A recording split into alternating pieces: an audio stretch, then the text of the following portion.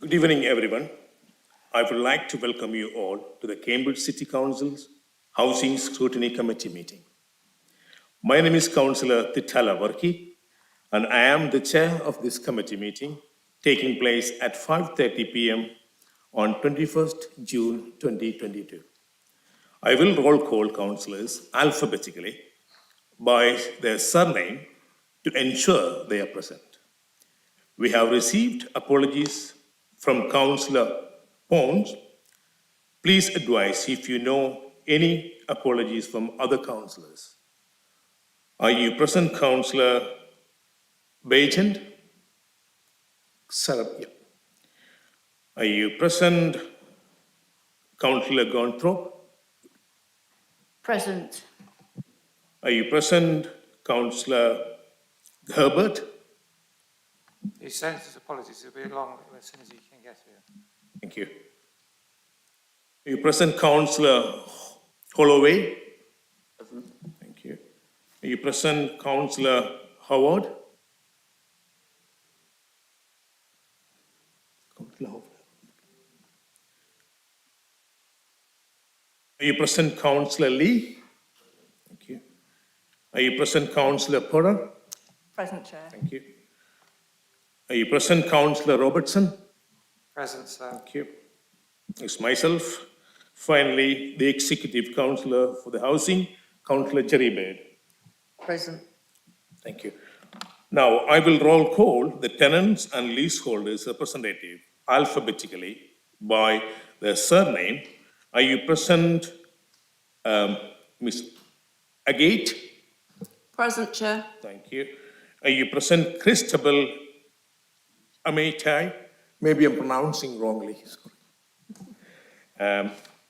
Are you present, Diane West? Present, Chair. Thank you. Are you present, Manchi Paul Hardy? Present, Chair. Thank you. You present, Diana Mintz? Present, Chair. Thank you. And Colin Stevens? Thank you. The officers permanently present throughout this meeting are Director of Enterprise and Sustainable Development, Fiona Berendt. Committee Manager, Sarah Steed. Meeting Producer, Boris Hergong. Maybe I'm pronouncing wrongly, my apology. The officers and public speakers will join us throughout the course of this meeting, and I will introduce them at the start of the relevant agenda item. A little bit of housekeeping. Copies of the agenda can be found on the City Council's website under Committee Meeting, Minutes and Agendas. Please try to refer to specific pages, page and paragraph numbers within the agenda.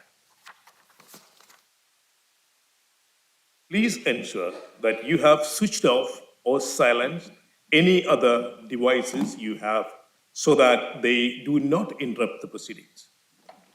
When you are invited to address the meeting, please make sure your microphone is switched on. When you finish addressing the committee meeting, please turn off your microphone immediately. Speak slowly and clearly, and please do not talk over or interrupt anyone. If anyone has any problem hearing me throughout the meeting, please alert me by waving their hands or advising the council officer. Please, can those present in the council chamber note that everything on your desk, including your laptop screen, is likely to be broadcasted at some point.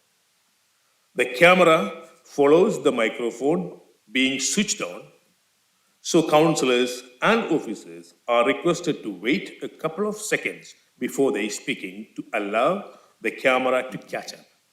Please raise your hands if you wish to speak. Please, can those participating the meeting via Teams indicate that you wish to speak via the chat column or raise hand option. Please do not use the chat column for any other purpose. The meeting chat is neither confidential nor private and can be subject to a Freedom of Information and data protection requests. Make sure that your device is fully charged and that you switch your microphone off unless you are invited to speak. Please use the headset if available when speaking and hold the microphone close to your mouth. Could all virtual meeting participants turn their cameras off until we come to the agenda item that you are speaking on? If a report officer drops out from the committee due to poor broadband signals, the senior officer present will take over their presentation or report and respond to the questions. The meeting procedures. The meeting will receive an oral presentation from officers. The committee will receive an oral presentation from officers. Members of the committee will then discuss the report and vote on the recommendations. Tenant and leaseholders representative will participate in the debate on all agenda items, but may only vote on items in part one of the agenda. Part one the meeting will be chaired by the tenant leaseholders representative. I will then chair part two of the agenda. Following the vote of the committee, the executive councillor, as the decision maker, will be asked if they agree the decision. Moving on to agenda item 2. Please could committee members advise if they have any declarations of interest and identify which agenda item their declaration relates to. Councillor Greenstone. My mother-in-law has a community alarm, so that's item 12.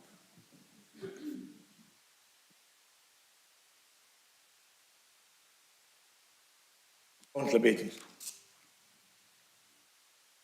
I don't think it's pertinent to what we've got on the agenda today, but I'd just like to flag up that I'm on the Women's Homeless Action Group, the WAG group. I would like to. Thank you. Any other? Thank you. Now, agenda item 3. Minutes of 15 March 2022 meeting have been submitted to this meeting for approval. If there are any concerns, please could members raise them now, otherwise they shall be approved as correct record.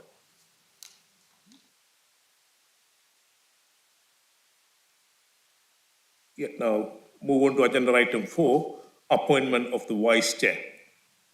Please could a representative advise the committee of the vice chair tenant leaseholder appointment, please. On behalf of the 6 of us, we would like to nominate Diana Minns to be the vice chair. Thank you.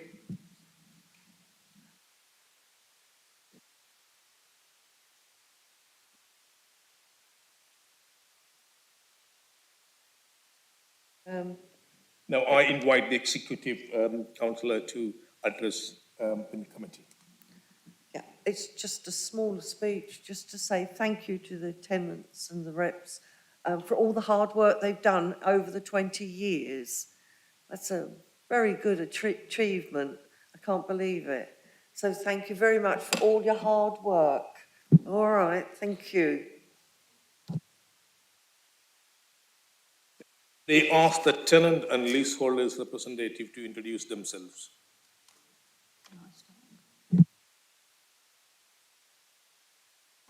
Wait till the camera swivels this way. I'm Diana Minns, and I've just been appointed as the vice chair of this committee. I've been doing this for quite a long time now. I am in my third term, I think, of being an elected tenant rep. We have circulated a paper that we think explains better than I can now what we think we're about. So please take time to read that. If you've got any questions, come back to us. But that's just to introduce me. My background is I've worked in housing. I've been a counsellor in the past a lifetime ago, and I'm currently involved in some homelessness work in Cambridge as well as other stuff, yes? So that's my background, and perhaps other people would like to introduce themselves and talk about briefly the skills that they bring to being a tenant rep or a leaseholder rep. Colin, I'll start with you. Shall I go round?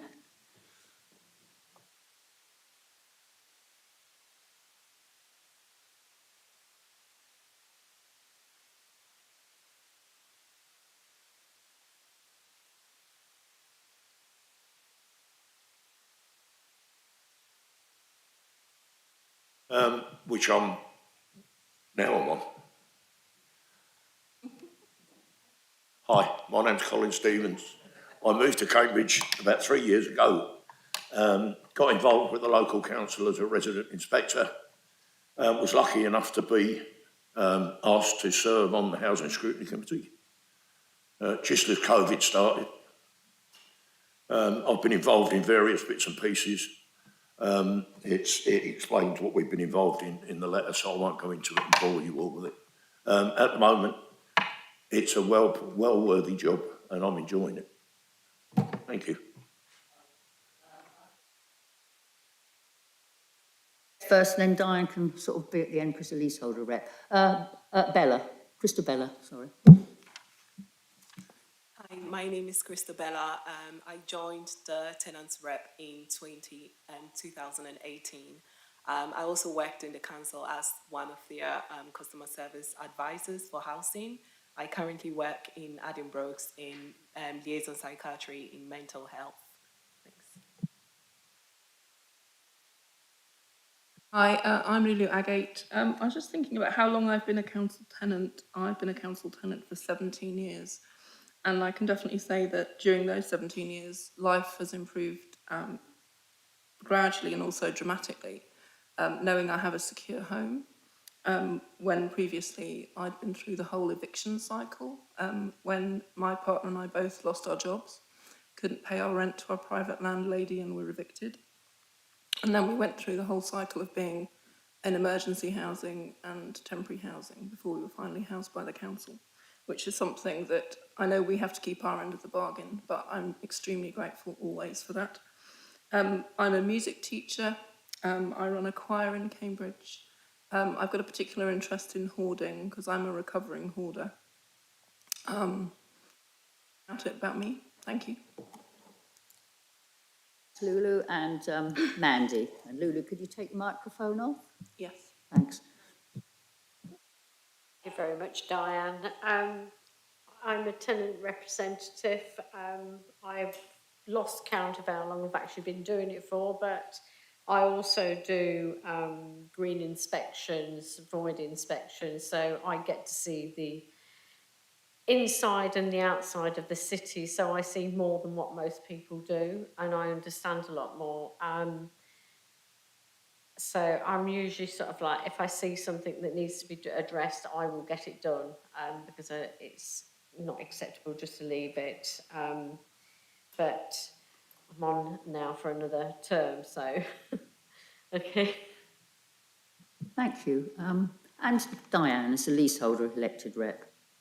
Yes, hello everyone. I'm Diane Best and I'm the leaseholder that the other leaseholders have elected to represent them in this committee. But can I quickly say that I see my brief as a citywide brief, not just for representing leaseholders, but also tenants. And my expertise has developed from the point of view of almost being the live-in flats representative, because all the City Council's leaseholders live in flats, and of course so do tenants. So to widen my brief, I suppose really I'm the flat one. Thank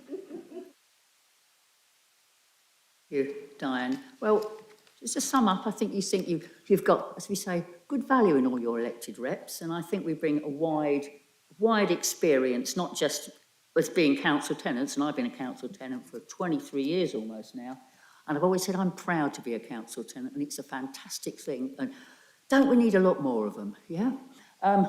So thank you very much, and that's all of us, and we look forward to being on this committee with a lot of you, okay?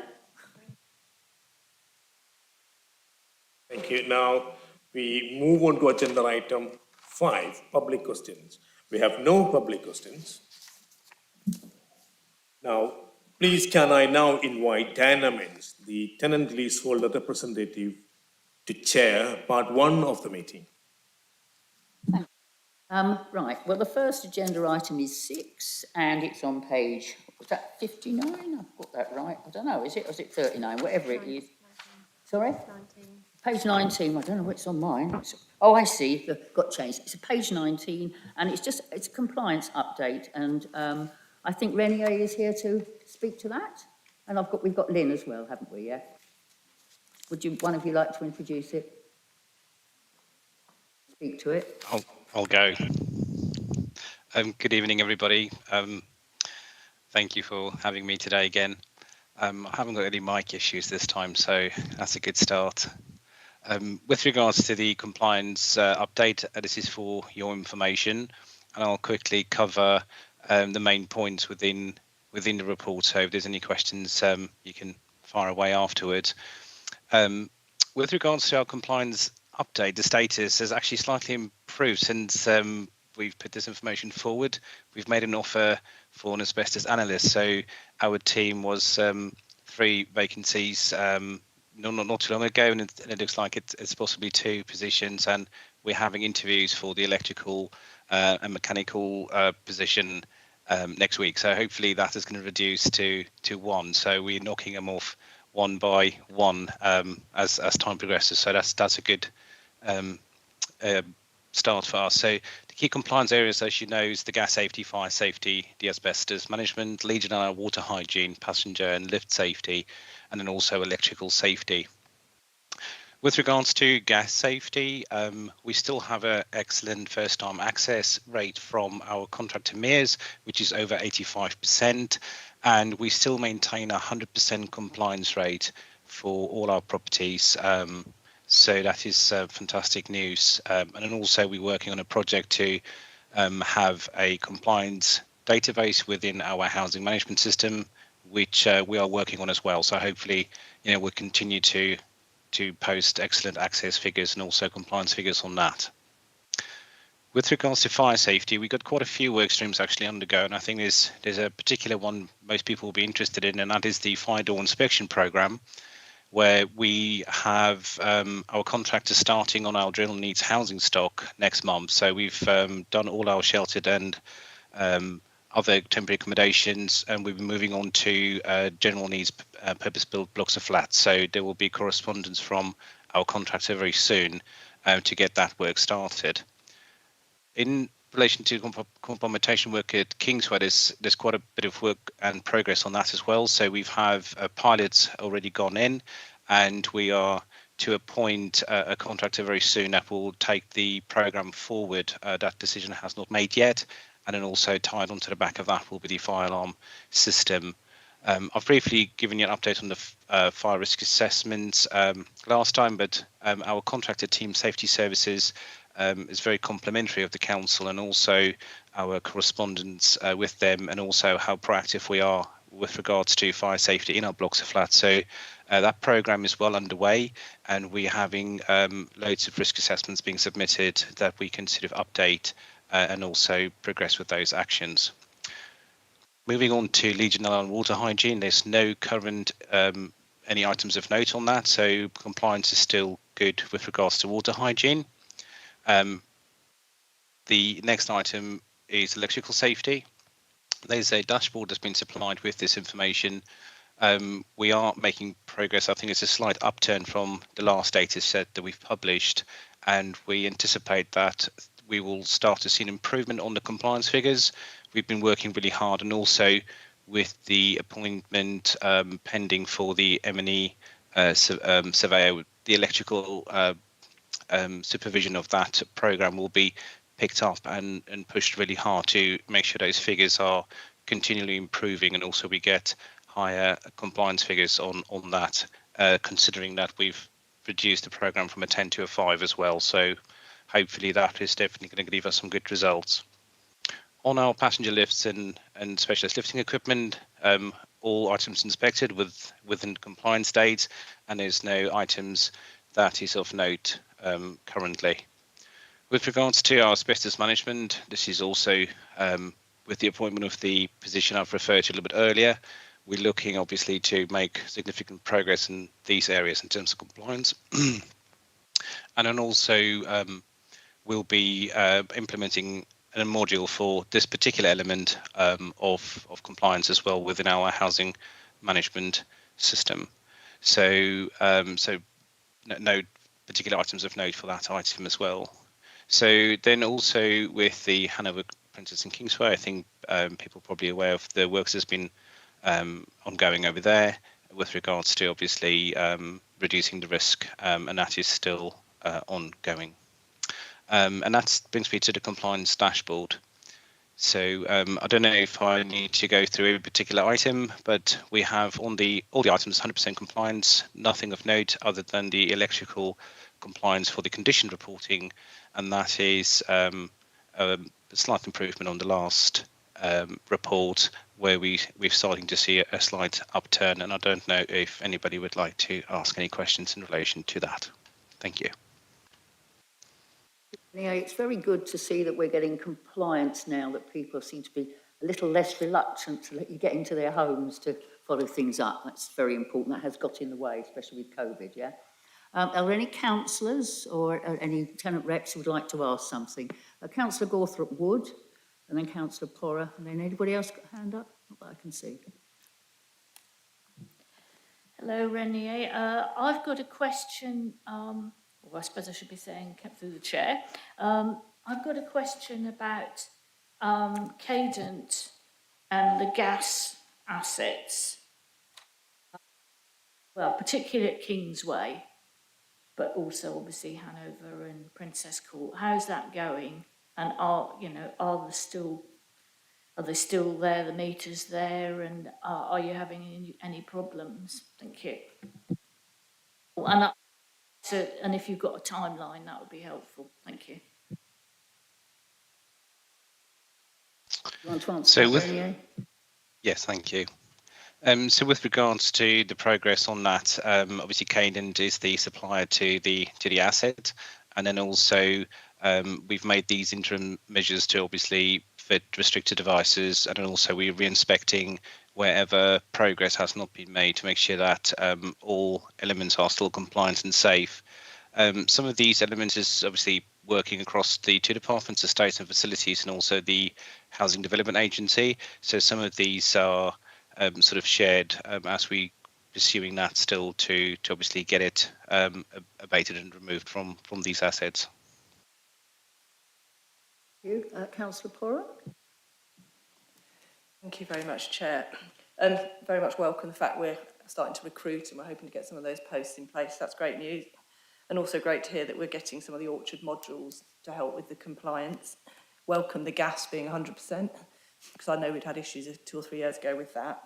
I think just on the electrical, I think I mentioned previously to Lynn, are we at 100% for 10 years or not? Because it does say some have fallen out of compliance. And also, obviously, we're aiming to hit the 5-year new target, but are we making progress on that? Do we have a sort of deadline, months or years when we think we will be doing it every 5 years? Because obviously I'm assuming that we're going to have to ramp it up quite a bit, and have we got enough resources to do that? Because obviously it would be desirable to reach that as soon as possible. But obviously the main query is just the 10-year compliance. Thank you. Thanks, Councillor. With regards to the reduction is a 5-year cycle that we'll be pursuing, and that's the requirement to have it inspected every 5 years, and that's the condition report. We anticipate it would take up to 18 months to have that sort of lag where we obviously coming out of COVID, not an excuse, and access is improving. That will be reducing that significantly. One of the other things we are doing as well, just to have a look at the data sets all the time, is that the data supplied is on a planned maintenance program that is considered as routine, but there's other work streams that feed into this as well, which we'll be looking at a little bit more closely to see, if there's any compliance certification that comes through other work streams, for example, kitchen upgrades and also other whole house electrical upgrades, which can feed into this report as well. So I anticipate when we start looking at that a little bit closer, and also with the basket items of having gas compliance, which is at 100%, if we can get that done at the same time, we anticipate we'll get the 100%, and we are sort of really hoping that that's going to improve significantly very soon as we do gas and electric side by side. So once we gain access, we can then do both at the same time. So I'm optimistic and very confident that we'll be making some progress. Are there any other questions? Do you want to say anything else, Councillor Porrer? Oh, sorry. Difficult to tell. I can't see. I think Lynn Thomas has a hand up. I just Oh, I do have a question. Whoever but I've had their got to hand wait for up, Lynn. I can't see behind this screen, yeah?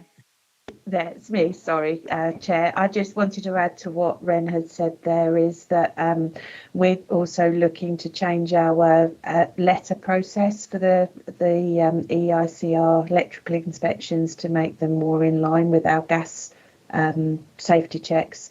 And as Ren said, we are going out to procurement for a heating service contract, which we're combining the EICR programme in.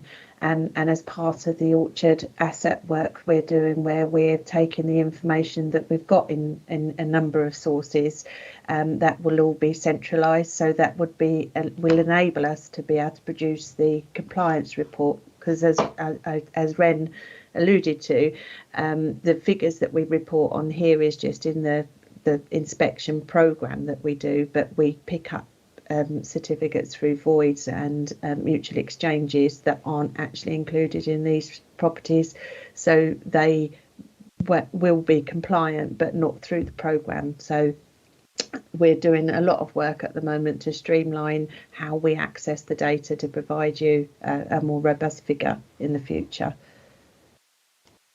Thank you.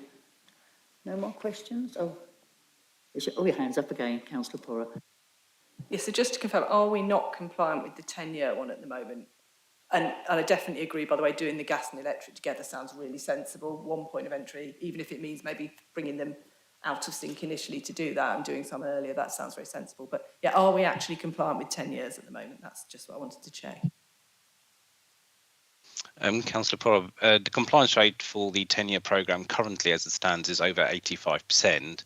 And then that's also considering which coming out of the back of COVID with no accesses, which is about 1,000 properties out of the 7,700, including communal areas as well. So the rate is high. It's not 100% as the gas that we would like to see. But as Len said, there's other work streams that is not reported into this KPI, which we are reviewing to make sure that we get you a bit more information rather than the routine planned, but all work streams into one, having that data a little bit more scrutinised. Fine. Any other questions? Or I have to.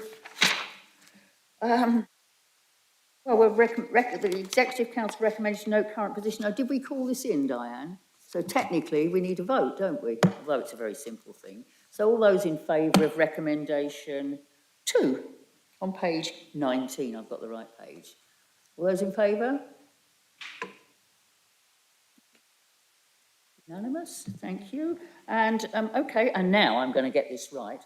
Does the Executive Council for Housing accept this recommendation? So I got it right first time. I may slip later. Okay, thank you very much. Thank you. The next agenda item is about procurement of, this is on page 27, agenda item 7. It's the procurement of contractors to deliver energy efficiency and associated works to council housing. And that is going to be introduced. Is Lynn, are you doing it or is Will Barfield doing it? No, Will's not able to be with us today, so I'm going to do the introduction, and Juliet is here to help me with any questions that I may need her assistance on. So, Juliet's here. So I'll just give you a brief introduction to the report. We previously brought to you the energy efficiency programme that we're planning to do in terms of procuring the contract. We've got the budget for this this work, and this is our standard report to you in terms of asking for approval to issue tenders and authorise the Director of Neighbourhoods and Communities to award the contract. You'll know from previous information that we have brought to the committee that we have an asset management that sets out the objective to improve the energy efficiency performance of the council's existing housing stock that has an EPC rating below C. And this is the next tranche of the properties that we would like to do. We've already completed a number of this work, this type of work in the previous 2 years, and so this is the next phase of that in 2022, 23 and 23, 24. I wasn't going to go through the report in any more detail and ask for questions, and as I say, Juliet's here to help answer those. Does anybody have any questions? Sorry? I have a question. You have a question, yeah, okay, well, the chair has a question. Yes. Thank you, Lynn. Lynn, could you just give us some sort of an idea as to how many houses we have already installed and how many property would be installed this year? Juliet, did you want to? Yeah, I can come in with that. So in the last 2 years, we've installed external wall insulation and solar PV on 150 properties. And this year we hope to install around 80 or 90 properties, and that's sort of on an ongoing annual basis going forward. Thank you. And Councillor Lee, I think you had a question? Yes, so we probably support the recommendations. We just want to query about extending contracts. Are we, measuring the success of the contracts by any metric? Are there any kind of like ways to kind of scrutinise when contracts are extended without any kind of oversight? And if something goes wrong, with the contracts, will they be brought back to the Housing Scrutiny Committee? In terms of contract management, are you asking that question?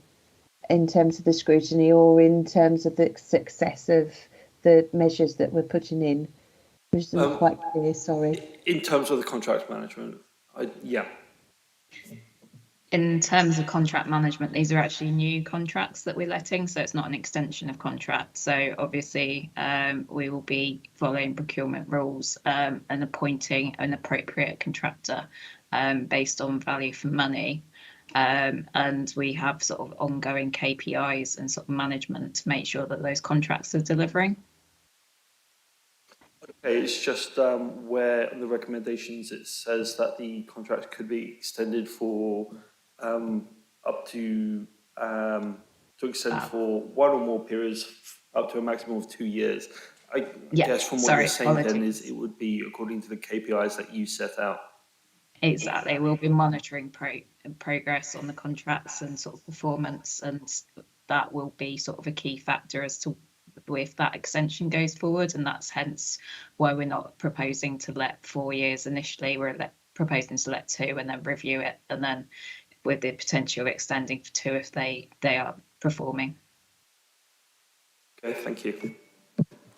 Can I add, I think you usually have the option of extending in any contract, but then you have to sort of review it at the time. And I presume we'll have a regular report on how things are going once the contract is let and started, because that's going to be important to see how successful it is.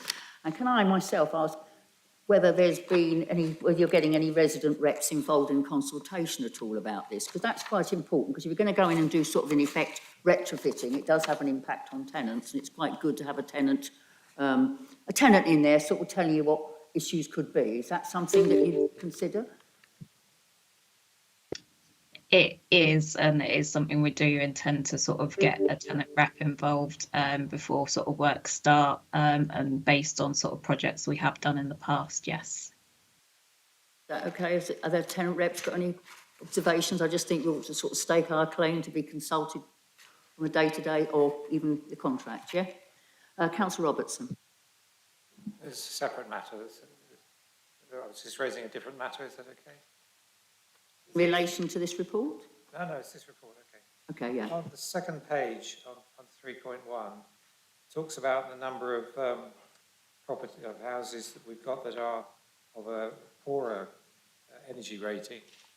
It says we've got 1,897 D rated. I gather we may have some even lower than that. Can we have any figures for that, and what sort of priority they're being given for retrofitting or demolition? So we do have a few E's at the moment. We are just finalising how many of those are actually still E's remaining. With EPCs, they're valid for 10 years, and we're just currently sort of reviewing those properties that are on the EPC register as an E to see if those are still an E. And if they are an E, we will be prioritising some of those. Some of the ones on the programme for this year are E's as well as D's, but the main focus is D's, as that is where the majority of our stock lies. Thank you. Any more questions, Councillor Pora? I'll move that out of the way. Thank you, Chair. Yeah, we very much welcome these ideas. And I think it's a particularly good idea that when you go in to do the solar PV and you find other stuff, you can then add to it. I think actually there'll be a really useful data set there where we can see what types of houses benefit from other things. So I just wanted to ask Lynn and Juliet, are we recording that? Is that something we could maybe report back? Because I think that would be really useful to the private sector rentals as well. And people who own their home, just to know what you're finding the most useful things to do at the same time are and what kind of benefits we're seeing. So I don't know if you could comment on that. Do you mean sort of additional measures that we could install at the same time? Through the chair, yes, just in paragraph, where are we? Well, it's on page 29. It says if other energy measures are appropriate, they'll be done at the same time. So I just think that would be a really useful trial. So I don't know if yourselves or the exec council would be willing to report back on progress with that, because I think that would just be really useful if we're hoping to lead the way on this. Yeah, no, they'll certainly do that. But just to give you an idea of the measures that we sometimes do is we will look at windows and doors at the same time if they're due renewal, and we'll check for a loft top up if that's required as well at the same time. So they're sort of the measures that we're kind of doing at the same time as well. Councillor Gawthorpe Wood and then Lulu. Thank you, Chair. What 29, you mentioned new technologies and exploring the feasibility. Could you give a little more detail on that? Yeah, sure. Sort of as new technologies become available, we're reviewing whether we could potentially install one of those as a trial. At the moment, we're looking at something called mechanical heat and ventilation to see sort of the feasibility of installing that within our properties. And we've installed floor insulation on 2 of the properties that are in the current programme that has just been delivered. So sort of as stuff is coming up and we have the opportunity, we're sort of installing those sort of newish technologies coming up as well. And we've installed 2 air source heat pumps as well. Thank you. And that would be interesting to have a report back on the effectiveness of that as well. Yes. Lulu, you had a question? Yes, thank you very much, Chair. My first question, hi Lynn, hi Juliet, is on page 28 in 3.1, the final sentence says we're currently in the process of updating data using our new MRI asset management ICT system. When do you have a date when you think that will be completed by? Unfortunately, due to an issue that is out of our control with the EPC data, the national database, I can't give you a date, but we are working on it, and we are sort of getting as much information as we can into the system whilst we're waiting for that sort of national issue to be resolved. Okay, thank you. And then my other question is on page 29 on the first paragraph, where it says that remaining solar panels will only be done to roofs that are technically suitable, which I understand, and where the remaining roof life is 25 years or more. And I wondered why it's 25 years or more. that's to do with the recommended lifetime of solar panels. So we want to ensure that we aren't having to replace the roof in the 25-year lifetime of those panels, to make things easier with the roof and renewal, and so that we don't cause any problems with the solar panels, taking them on and off. Great, thank you very much. That really clarifies that. Thank you. Bella, did you have your hand up? Yeah. I just wanted to ask a quick question about how tenants can find out if their roofs are, if they have roof installation, because I moved into my property in 2016, but I had no idea because I've never been in the loft, and I'm trying to figure out how tenants can find out. If any tenant sends a query through to customer services, we can then check the stock database and come back to tell them what level of insulation they've got. The majority of lofts have now got 200 millimetres or more, but there are a few that might not have been done due to tenant refusals in the past. And I would add that when we go out to do a stock condition survey, that's one of the areas the surveyors would check. And so we do a rolling programme of stock condition surveys. Every property should, within around 5 years, get a survey, and that's one of the areas that the stock condition surveyors would check for. And Diane, you had your hand up. To blocks of flats. At the moment, external wall insulation and solar PV aren't being looked at on blocks of flats at this time. It's something we will obviously be looking at in the future, where there's any blocks of flats with solid walls. But at the moment we're prioritising sort of street properties. It might come into effect where there's loft insulation or cavity wall renewal, which is also part of the programme of works. And obviously that will undergo the full section 20 consultation with leaseholders. Okay, Diane? Yes? Okay, thank you. Are there any other queries, questions, clarifications needed? Oh, yes, sorry. New councillor Howard, yeah? Got that right, I hope. Thank you, Chair. I very much support all these different ways of improving insulation. Needless to say, I think it's absolutely essential. My main criticism would be we need to do a hell of a lot more, much faster, in effectively a massive campaign locally and nationally. So my question is, how can we accelerate that? Are there any other budgets that we've thought about that we can pull resources in to do this much more quickly, much more broadly, and reaching out to many more properties? We are currently looking at external sources of funding. So we're preparing for something called the Social Housing Decarbonisation Fund, which is due to be launched at the end of September, at the end of the summer in September. And we will be putting an application forward for that in the hope that we may be successful and can then deliver more properties, but it is dependent on whether we are successful in that bid. One of the other schemes that you're running as well is the net zero pilot project, isn't it?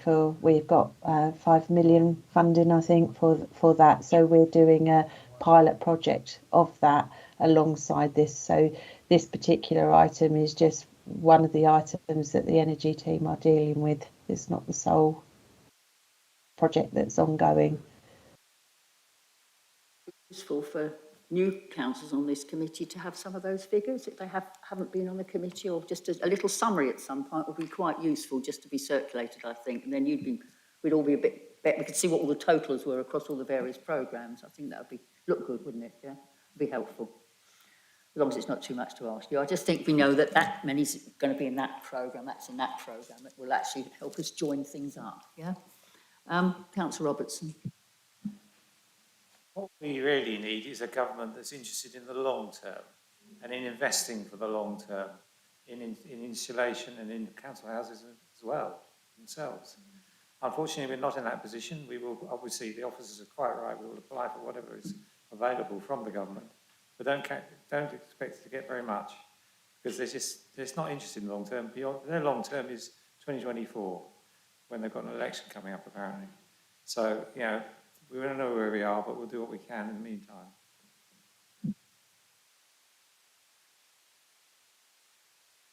Yeah. Any other questions? Oh, Lulu has another one, yeah. I just wondered, oh, sorry.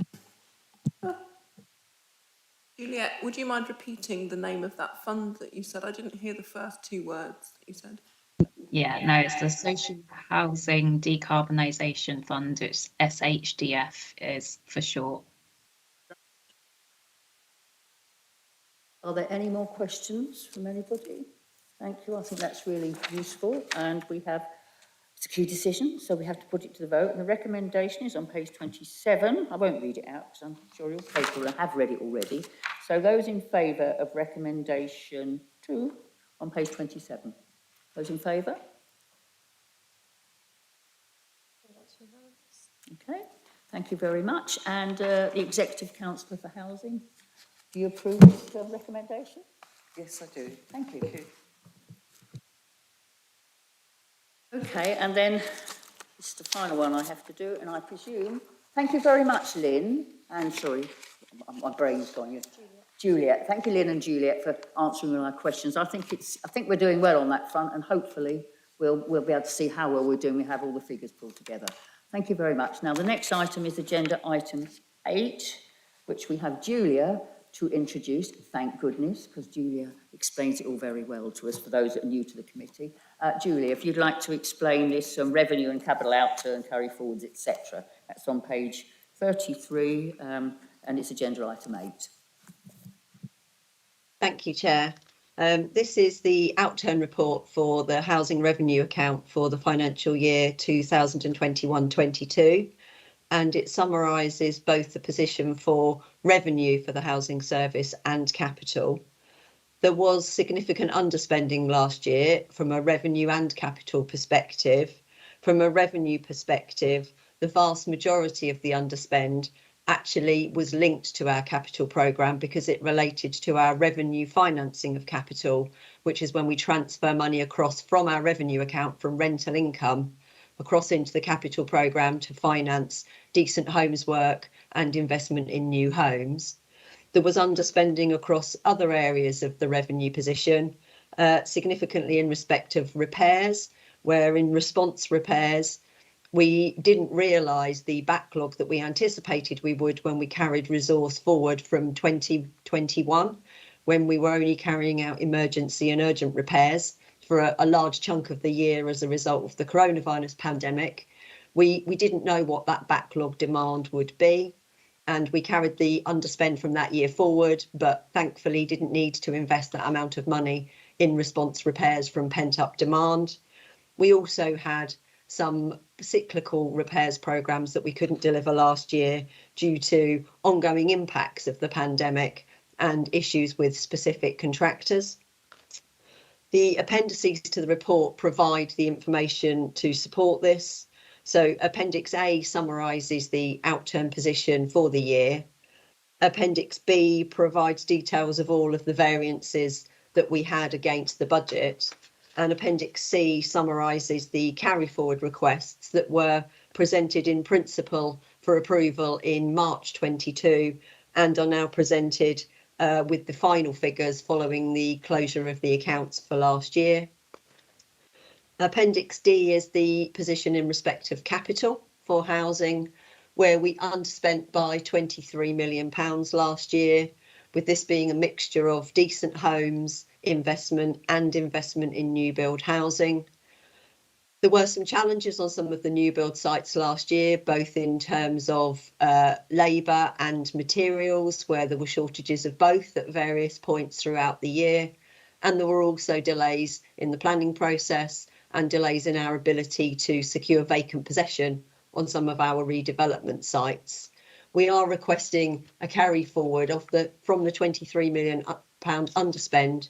We are requesting a carry forward of just over 22 million to be able to continue to deliver that work in 2022-23 and beyond, to ensure that we do still fulfil our commitments. Appendix D summarises the capital position, and the notes to that detail all of the individual variances at individual capital project level. And then Appendix E, the last appendix to the report, summarises the write-offs that were taken through and processed in the last financial year. These write-offs are approved by delegation to officers and are reported back at the end of the financial year so that members can see how much debt was written off, in what area, and with what reason. And I'm very happy to take any questions that anybody might have. Julia, are there questions? Councillor Porra? So far, yeah. Thank you, Chair. So this is my 4th cycle on housing, with a brief gap last year. And the underspend is consistent. Pre-COVID, I remember my first speech was, why are we underspent on the repairs budget? I understand on the capital.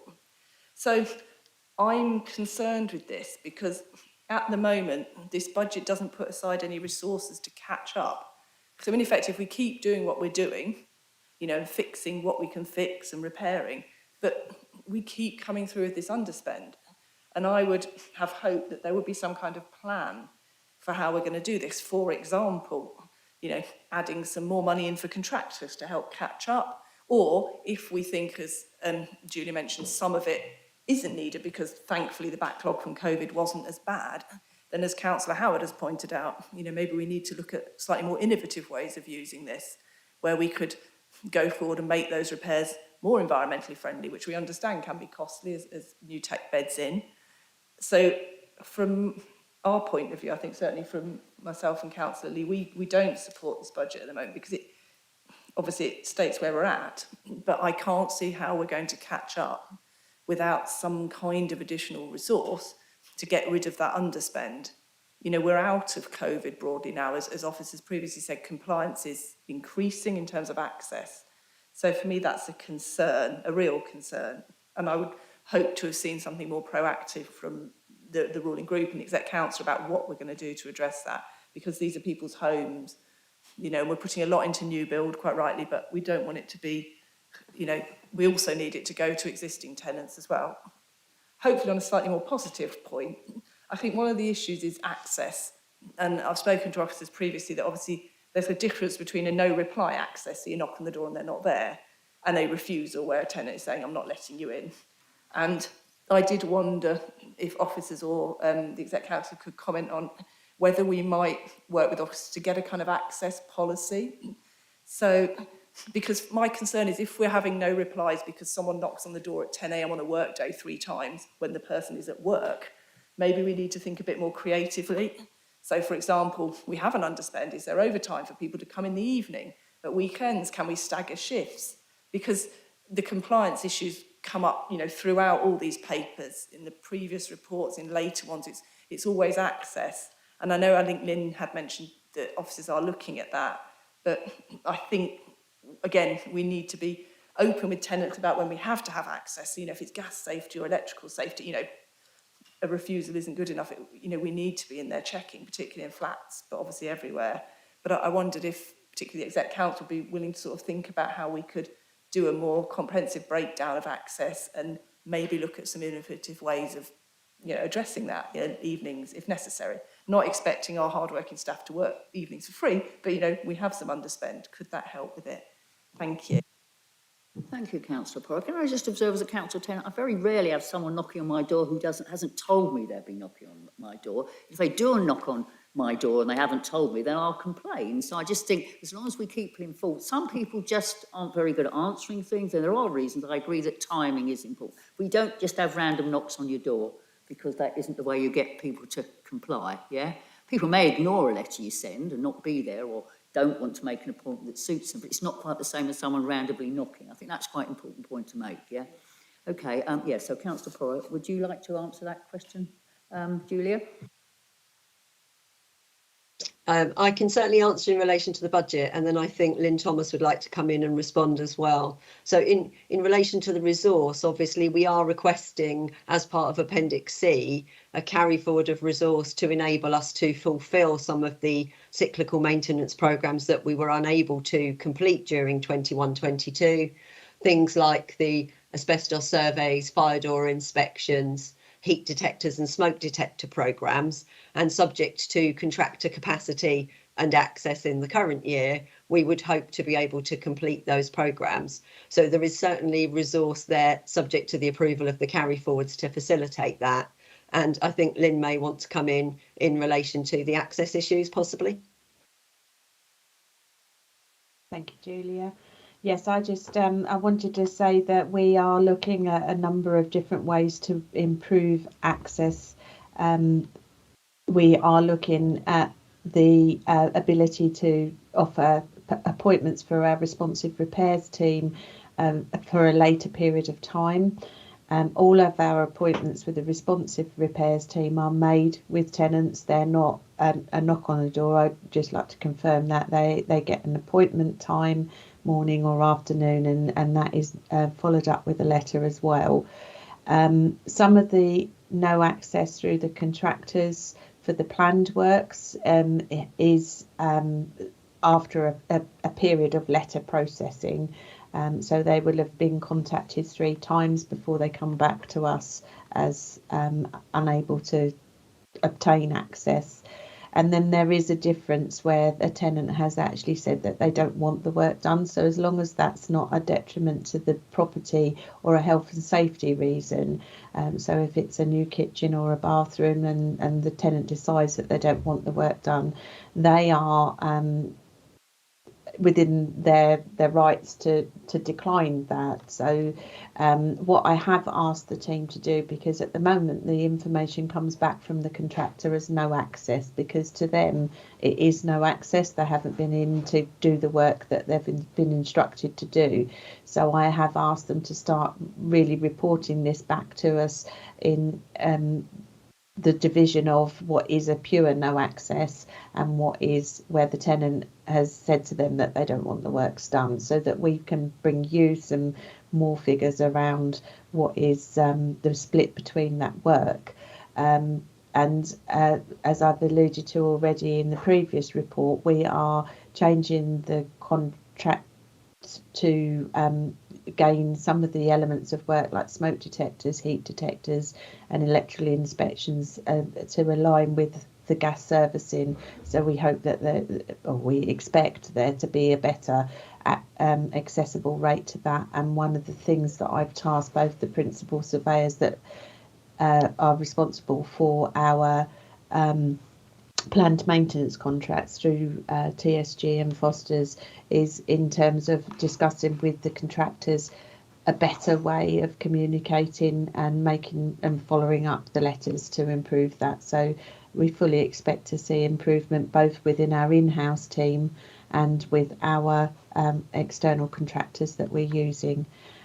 We have been using additional resource with the properties that we've got that are empty, what we call void properties, and overtime has been offered to the voids team to start addressing that, and we are bringing subcontracted labour in to support that team at the moment as well. So we are continually looking at ways that we can make sure that we deliver the work that we have got in the year.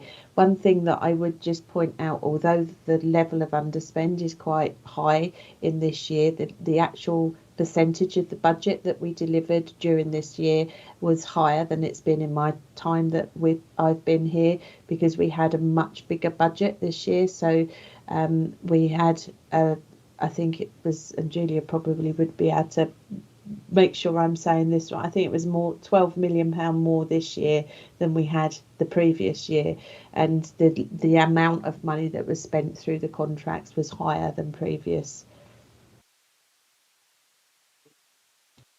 Is that an explanation, an understanding? Do you want to ask anything more? I've got Councillor Robertson with his hand up. Did you have a supplementary to that, Councillor Boyd? Thank you. Yeah, just for when I said knock on the door, I was talking in the virtual sense of however we access. But yeah, I absolutely take your point. But again, I think it's just that looking at innovative ways, emailing, and not just offering morning and afternoon. As Lynn said, I think I would hope that when this next comes, certainly the ruling group would have a little more detail about how we do that, because I know officers are working really hard on this. But, you know, I would like us to make sure we get as much of these repairs done as we can. Thank you so much. Thank you. Councillor Robertson.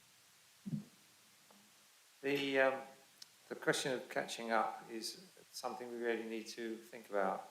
As far as I understand it, I mean, the officers have explained what work we can do that will attempt to get things done more quickly. But I think we have to accept that COVID has slowed things down, and some things will never be done on a catch-up basis. We will get on with them, but it won't be done in the same timetable that we set when we set the 5-year plan a year ago. Can I perhaps ask the officers if they feel that there is work that it's just not going to be capable of being done in the year ahead? I mean, looking back, a year ago, we were still heavily in COVID. This is June last year. Things were just coming back to normal. People weren't even sure they'd be able to get away on holiday in the summer, but we did largely do so. Towards the end of the year, we're still gradually improving, but there are still people who are sheltering and keeping away from others, wearing their masks whenever they go out. And for good reason, because long COVID is not a good thing to get. Most younger people, if they get COVID, they seem to be recovering okay, but if you get long COVID, it can be dodgy. So I think we have to accept that we're never going to be back on track completely, but the officers can perhaps tell us whether that's a possibility. So the carry forward into this year is enormous, £20 million of underspent capital alone. But I think have we already anticipated and reset the capital plan? Because if perhaps that's what we will have done for this year when we set it in February. But perhaps the officers can explain that. Julia. Thank you, Councillor Robertson. Certainly, in respect of the profiling of our spend, we will be revisiting that as part of the medium-term financial strategy that gets presented in September of this year. And that will give us an opportunity to review the position partway through the year this year, now that we know which contractors we've got on board, what progress has been able to be made, and what residual impacts we still have from the coronavirus pandemic. There has been and continues to be an impact on labour and on materials, both in terms of prices and availability. And we will need to review that, both for our planned maintenance programme, but also for our new build programme as part of the medium-term financial strategy in September, when I think, as I say, we will have a far better idea on the amount that we can realistically deliver with the contractors that we've got in the current year. I don't know whether Lynn wants to add anything to that. Sorry, I was muted. I was just going to add that the principal surveyors that are the contract managers and Will Barfield, the asset manager, hold regular meetings with the monthly meetings, operational meetings with the contractors that are delivering the works, and they are continually reviewing the contractors' ability to get into the properties to do the work and their resources to undertake the work. So we will reflect that back through the medium-term financial strategy, but we're doing everything that we can to achieve the delivery. I think, Lulu, you have your hand up, and then Mandy. Yeah. Thank you, Chair. I have a question to do with, well, actually, it's really a thing about, I think we need to be more explicit, really, with tenants and leaseholders about the restrictions the council's facing, not because I think that it's a case of making excuses, but of giving the real reasons. And I mean, there's some strange shortages and things going on because of Brexit and coronavirus have been hitting me as a music teacher, which seems ridiculous, to do with resources. I've been corresponding with a couple of people on the Next Door social media site about fences that have been blown down during Storm Eunice, which was quite some months ago now, and they're still not being put up. And I say to the people, have you spoken to your housing officer? There isn't an issue of access with a fence, but there's a lot of misunderstanding about why the fences haven't been put up again. And I think the council could do itself a favour by being perhaps, I don't know how explicit you are with people, but there's a fence down at the back of my neighbour's garden, which affects me. And it takes ages to get through to someone. And then you're told that somebody will be coming back at some point. Meanwhile, the security of your property is actually at risk. And it's very frustrating. It also then leads to a kind of knock-on effect where people then start thinking that the council as a whole doesn't care. And that's really damaging. That's really, really damaging because the council does care. And obviously it has restrictions, and a lot of people don't understand about the pressure from central government, blah, blah, blah. But I think we actually shoot ourselves in the foot, or you shoot yourselves in the foot, by not telling people these are the reasons. And even if you have to tell them several times and the information is the same for several years, I think people need to know that there's actually no change, that COVID has had such a devastating effect and it will continue to have that effect, and that you're doing your best. Lulu, I'd agree. I'd rather be kept informed even if there's no new information, not be communicated with at all. It is a question of just keeping people terribly sorry we're doing it, but we can't and X, Y, and Z. And it does help, doesn't it? At least you think somebody's listening, even if they aren't giving you the right answer. I think that's in effect what you're saying, yeah? So that an observation or a question or just a general, we could do better. It's a recommendation. Yeah, a recommendation.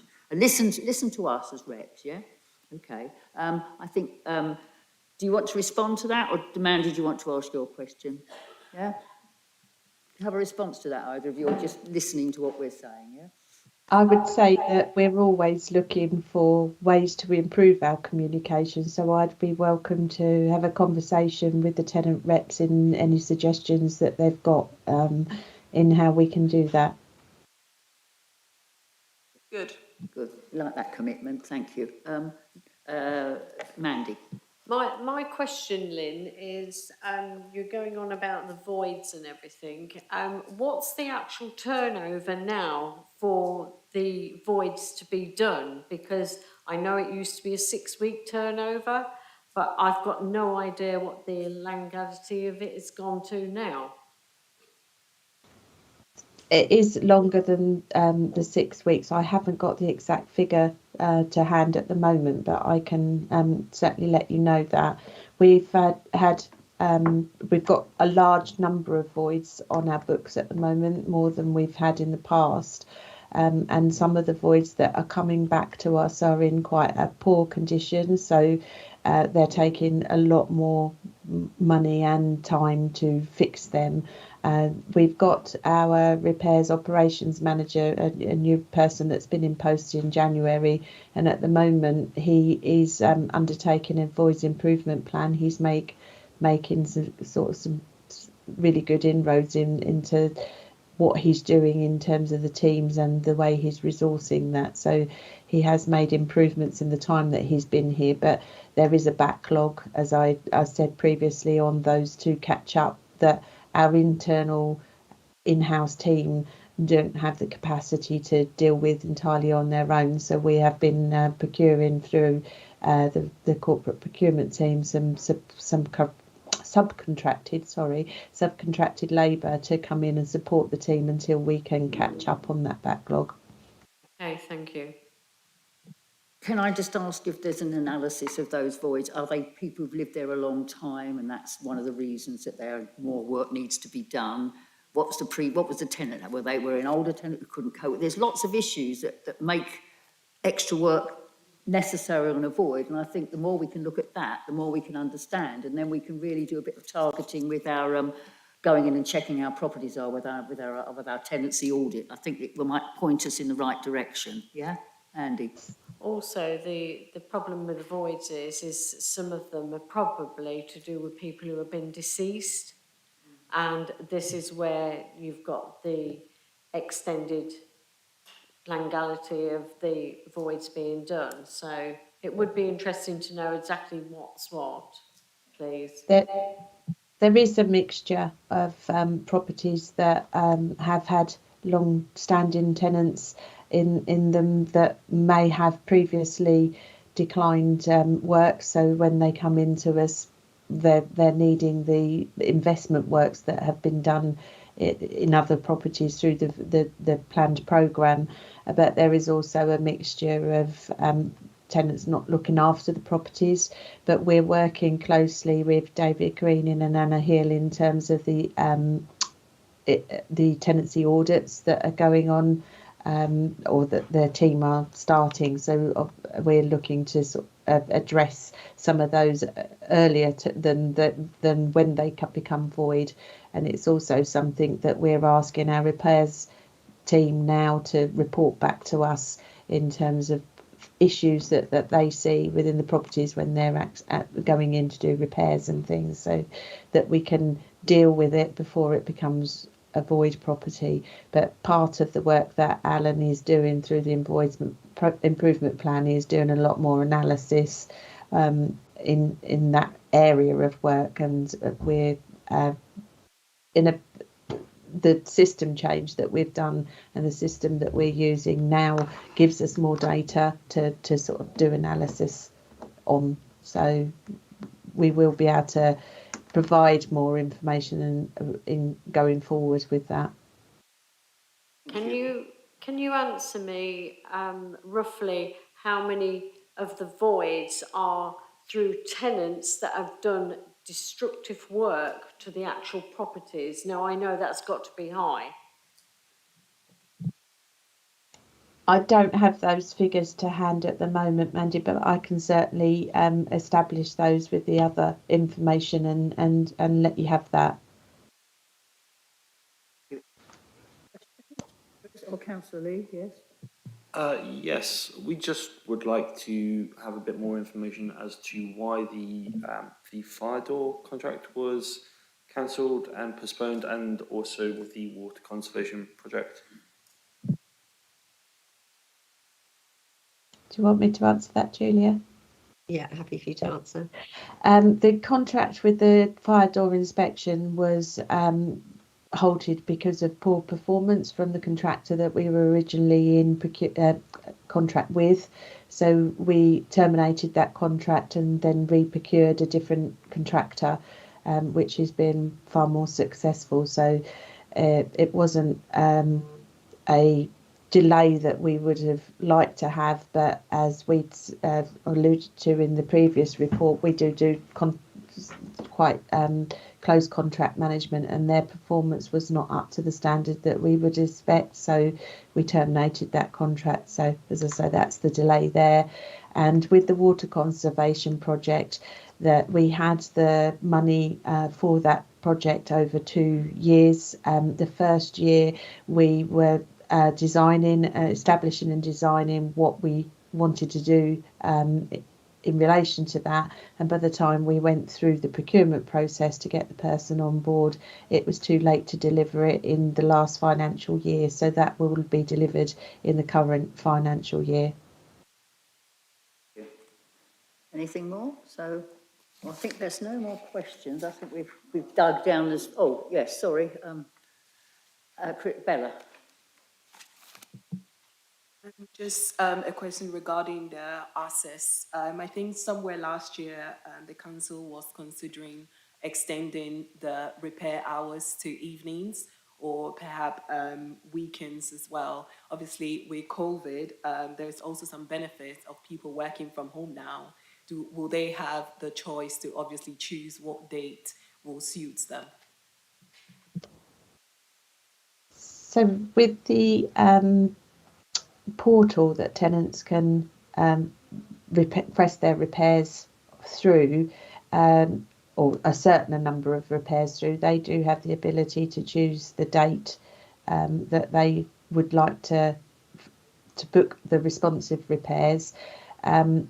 And in terms of the later appointments, that was something that we had intended on trialling and rolling out at the time that COVID became impacted on our repairs service. So we hadn't proceeded with that at that point because we weren't offering a full repair service. It was only emergencies, and then we were going into a selected amount of repairs and then into catch up. So we haven't been in a position to trial that as a pilot to see the success of it. But it's something that the operations manager now is in consultation with the operatives to see if we can do some trials of shift work so that we can offer on selected days later appointments and see how effective that they are. We don't want to go directly into every evening because a number of other organisations that we've been in consultation with have rolled this out and then found that the uptake wasn't very good and then had to go back into sort of rolling it back. So we want to do a trial first to actually see that it does prove a benefit. And that's something that we're expecting to put in place in the coming weeks. He, as I say, is at the moment in consultation with the members of staff to get sort of a trial period before we go down any routes of talking about alterations to hours that they work. It's something that we need to trial first. Diane, you have a question? Thank you, Chair. Lynn, you've referred to the way that tenants using the portal can book their repairs. How can tenants that don't have internet access and therefore don't have access to the portal, how do they book their appointments? That's not changed. In the portal is just an additional way that people can. So people can phone into the customer services and report their repairs in the same way that they've always been able to. And there is also the availability to do this online if they so wish. So anybody that does not have access to online facilities can phone customer services and report their repairs in exactly the same way they've always been able to. Sure, Diane, you'll say, well, that's a challenge, isn't it, trying to get through? I think the handy hint is when they say we offer a callback service, take it, then you don't have to hang on your phone because they'll phone you back. So that's something that people don't realise. I've done it a few times. It's quite a surprise because you get phoned back rather than hanging on with your phone like this for some time. So I do think we need to give people handy hints of how to get through. But it is a challenge, isn't it? Especially with the sort of even more automated system. It is, if you don't enunciate clearly, and perhaps if you've got an older voice, it doesn't recognise. So you've got this voice recognition system, it doesn't really recognise that you've got a voice at all. And that is a challenge, isn't it? Yeah? But that's something we need to feed back perhaps to customer services, yeah? Yeah, can I just add something? The way forward is to ask for the operator. Yeah. Or if you mumble enough, it put you through to the operator because the voice recognition can't pick up what you're saying. So there are little tricks you can go through, yeah? I think we should reveal them now. Yes? Okay. Chair, I was also just going to add that there has been an article in the Open Door that should be arriving with tenants shortly, if not already, the summer edition, where we've captured about reporting repairs in there and the differences between the two types of repairs as well. So there should be some information in Open Door. Thank you. So is that it? Have we finished? Oh, and Lulu? I'm going to close soon, but go on, Can Lulu. I ask Julia some questions about the HRA debts written off? Certainly, yes. Okay. So there's a couple of things I don't understand. I think I probably haven't looked at this properly so far in my tenure as a rep. What does debt reinstated mean is the first question. What are other special circumstances? And what does statute barred mean? Thank you. Okay, thank you, Lulu. So debt reinstated, when we write off any debt in the housing revenue account, we reserve the right to return that debt to our system if the person represents themselves for housing. So we may have lost track of them, they may have moved out of the area, we may have tried to trace them and failed and ultimately written the debt off. But if they represent themselves to us for being rehoused, or if we discover that they've moved back into the area and we identify them, then we will reinstate the debt in order to try and recover some of those funds, because that's in the best financial interest of the council. In relation to statute barred, that relates to the legal time after which we are no longer able to pursue the debt. So if we've had no payment from the tenant and no communication with them for 6 years in relation to the debt and no engagement from them, then we're in a position where we are unable then to pursue that through the court process. So we write it off as being statute barred because it's legally outside of the timeframes for us to recover it. And other special circumstances allows us to write a debt off for any reason really that isn't identified in the other reasons. It's often something like somebody not having the mental capacity to actually discuss the debt, acknowledge the debt, and having the means to actually pay the debt. So it might be a case of somebody being subject to domestic violence, for example, where they weren't wholly responsible for the debt and they left the premises for reasons that it's difficult to disclose. So there will be special one-off types of circumstances that don't fall neatly into one of the other categories. So that's it. Final call for questions. Oh, yes, sorry.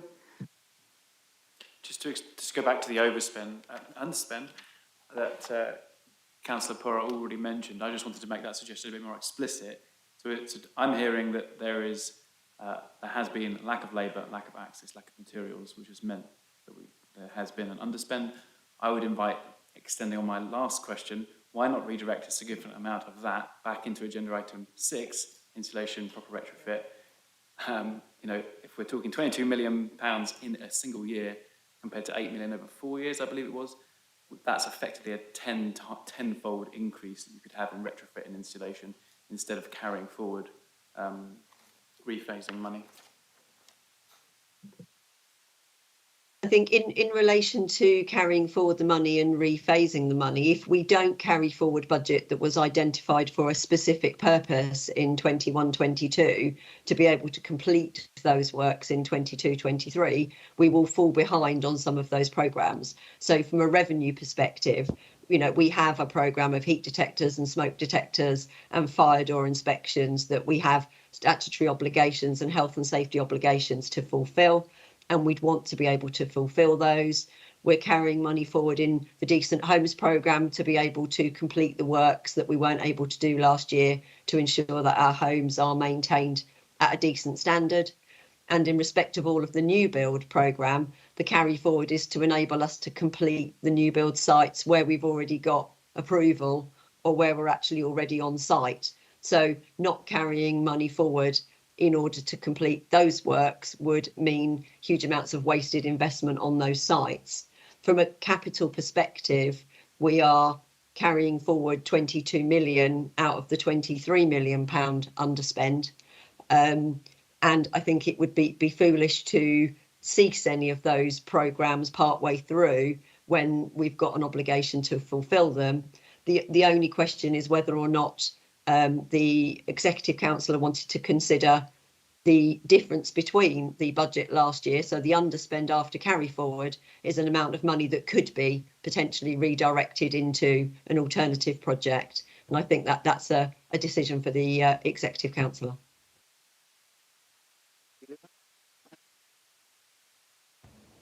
Wishes to ask a question too. Yeah. Julia, 20 million pounds underspend. I totally understand because of it's because of COVID and underspend of 20 million pounds. Do we have some sort of a plan? The coming year, it won't be the case. We would not be having a significant sum of amount will be carried forward.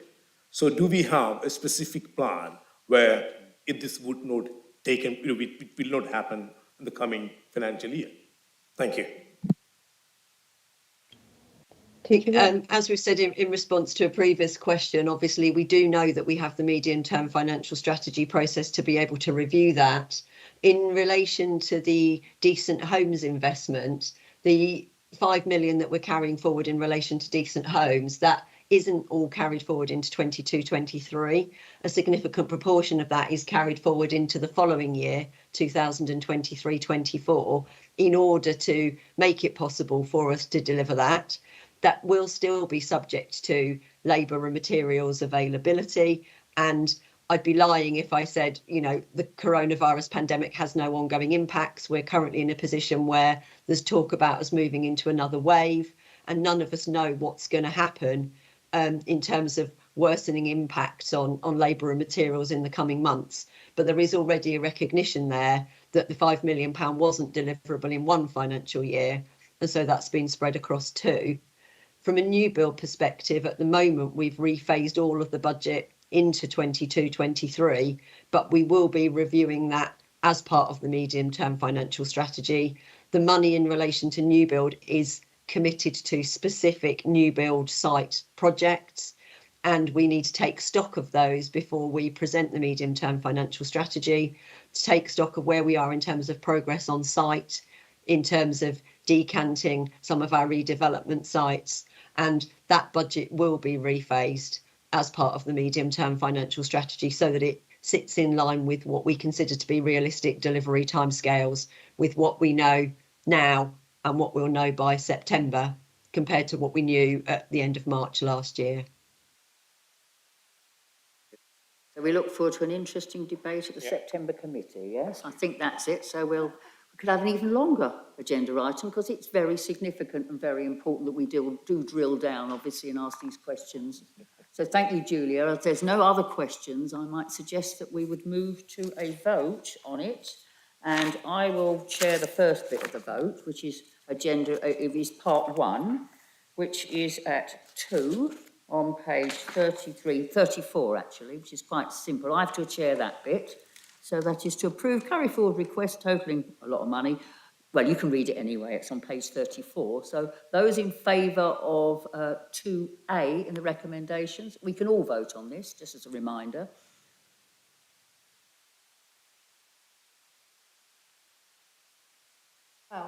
Okay, and those against?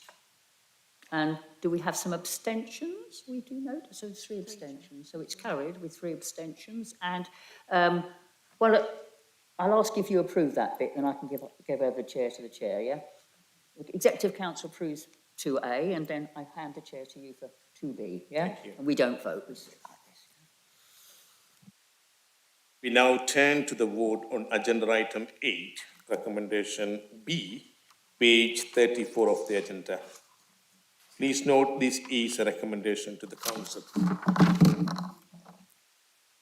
All those in favour, please raise your hand, and those against, oh, sorry. I get confused, sorry.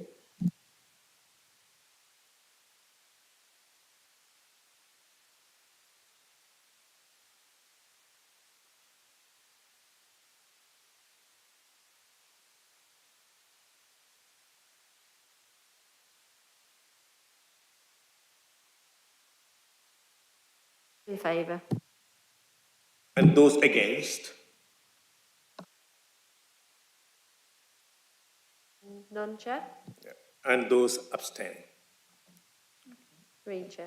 Thank you. Executive Council agree to the recommendations of the council. I do, thank you. I've been requested for a 10 minutes break. Thank you. Would you all accept that? Oh, yeah. Thank you.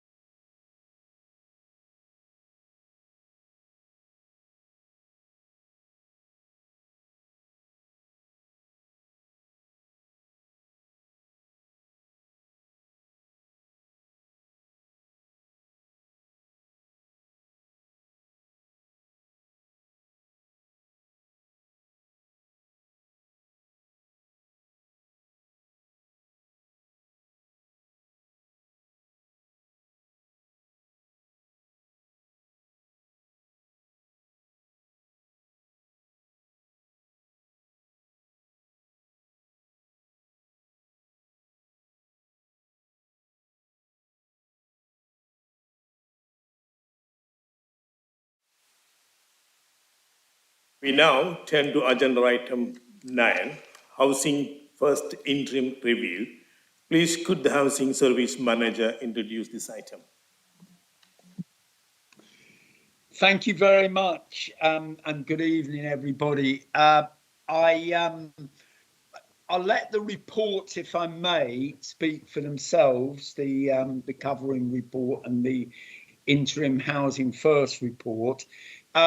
But I thought it might be helpful just to extend a little bit on some of the things that the report the report mentions. The first thing probably to mention is that this is an interim report. There will be a subsequent and probably more detailed report to follow at some time in the future when the Housing First programme for Cambridge has been better established and over a longer period of time. That's the first thing. This report we thought was important at this point because it has been quite a long time now since we first discussed introducing a Housing First programme as part of a range of rough sleeper related services into Cambridge City Council, and we thought that it was probably high time to provide an update for members and for members of the public. So we ran with that this time.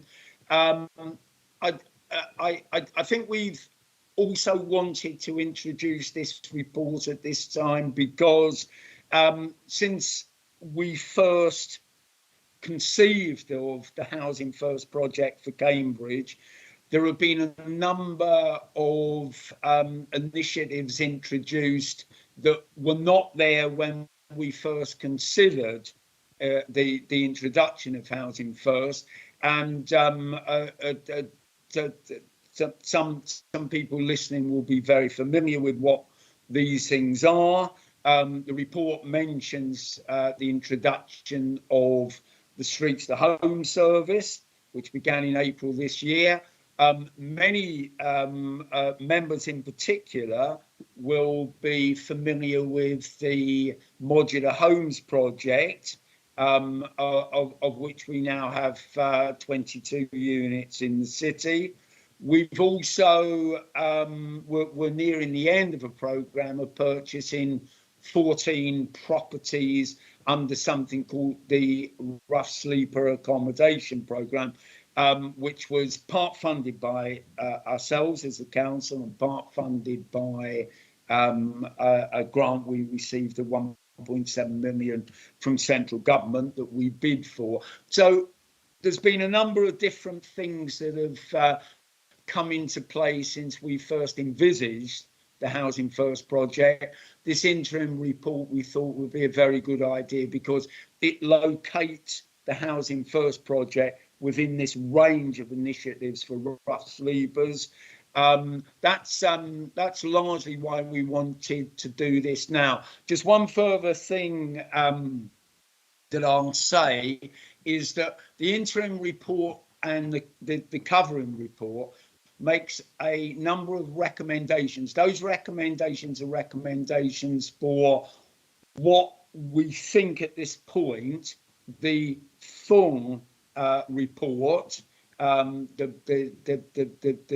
full analysis of how the Housing First project in Cambridge has been going, might want to look at. Some of those things I think are very clear. Some of those things will be left to how it will be when we commission the report and what we ask the people who will be carrying out the report to do for us.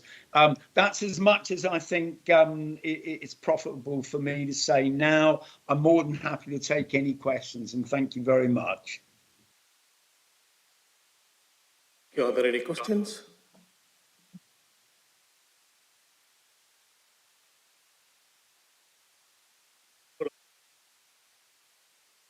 Thank you. Thanks very much for the report.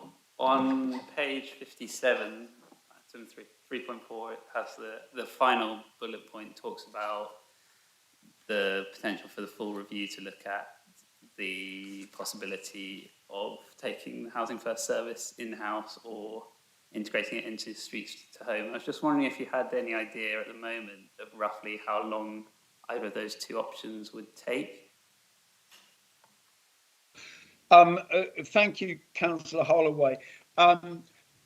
It's something we would need to discuss, taking into account several variables.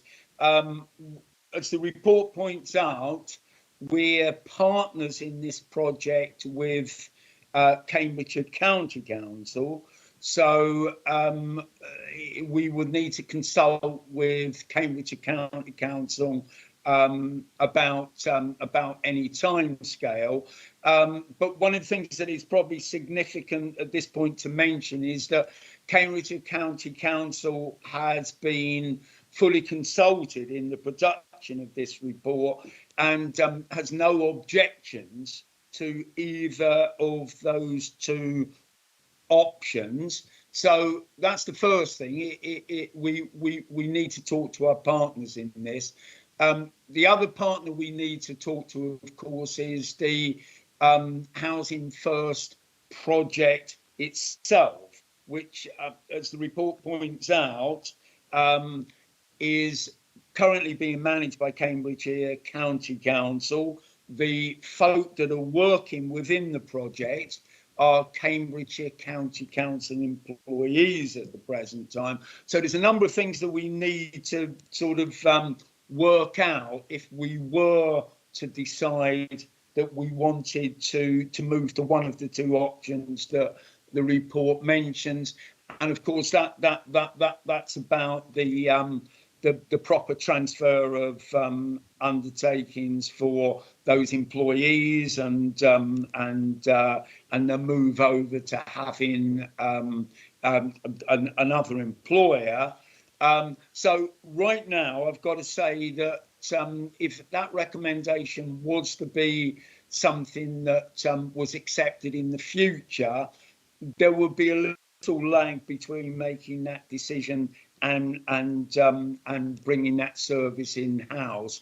I'll just say one small thing further on that I think that not bringing the service either in-house or integrating it, making it part of the Streets to Home service, wouldn't necessarily delay something which I think the report does emphasise, which is that we feel that there is probably some better integration of the existing service into the whole range of services for rough sleepers that I reference in the introduction, and that the report references, which are new relative to how things were when we first started thinking about the Housing First project. I hope that answers your question. Okay, now, Councillor Bajan. Hello. First, I'd like to say thank you for all the hard work that's gone into running this project. In the report, I was particularly struck by the comments and input of the support workers, and also the importance of building relationships with clients. My question I'd like to ask is, to what extent will their findings and the input that they've given influence future policy decision making and direction of travel? Thank you very much indeed. It will certainly be part of a spectrum of considerations that we have. I think one of the things that the report mentions, and Councillor Bajan, it did in part influence the finding of the report that we need to better integrate the Housing First service into the wider spectrum of services that we have for rough sleepers in Cambridge at the present time, is that we need to strike a balance between the needs of the individuals, which are very much emphasised within the Housing First model, and with which we as officers very much agree, and about what the ramifications of that focus is for other people who may themselves be vulnerable. So I'm thinking of neighbours, tenants, other residents, and so on. So I can assure you that their findings are entirely a part of the overall, will be, certainly they were part of the overall consideration of this report. They will be part of the overall consideration of the later report. That will be something that we will build into the commission of that report. But where the balance gets struck, that will be for other people to decide. But the importance of those reflections, of that experience of those officers, is certainly going to be central to any further consideration.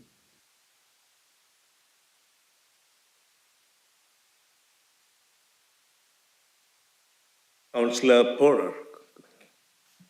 Thank you so much, Chair. I mean, this is a really welcome report. I remember, I think Councillor Bird and Councillor Sitar Varki were with me about 3 years ago when this first came through with cross-party support. So these are not criticisms, these are genuine, just points I'd like to make. I think at the time, the issue with the good neighbour role, we did express some concerns, I think some of the tenants as well, just about the difficulty in managing that and, you know, containing the hours. And it's interesting that that has come back in this report.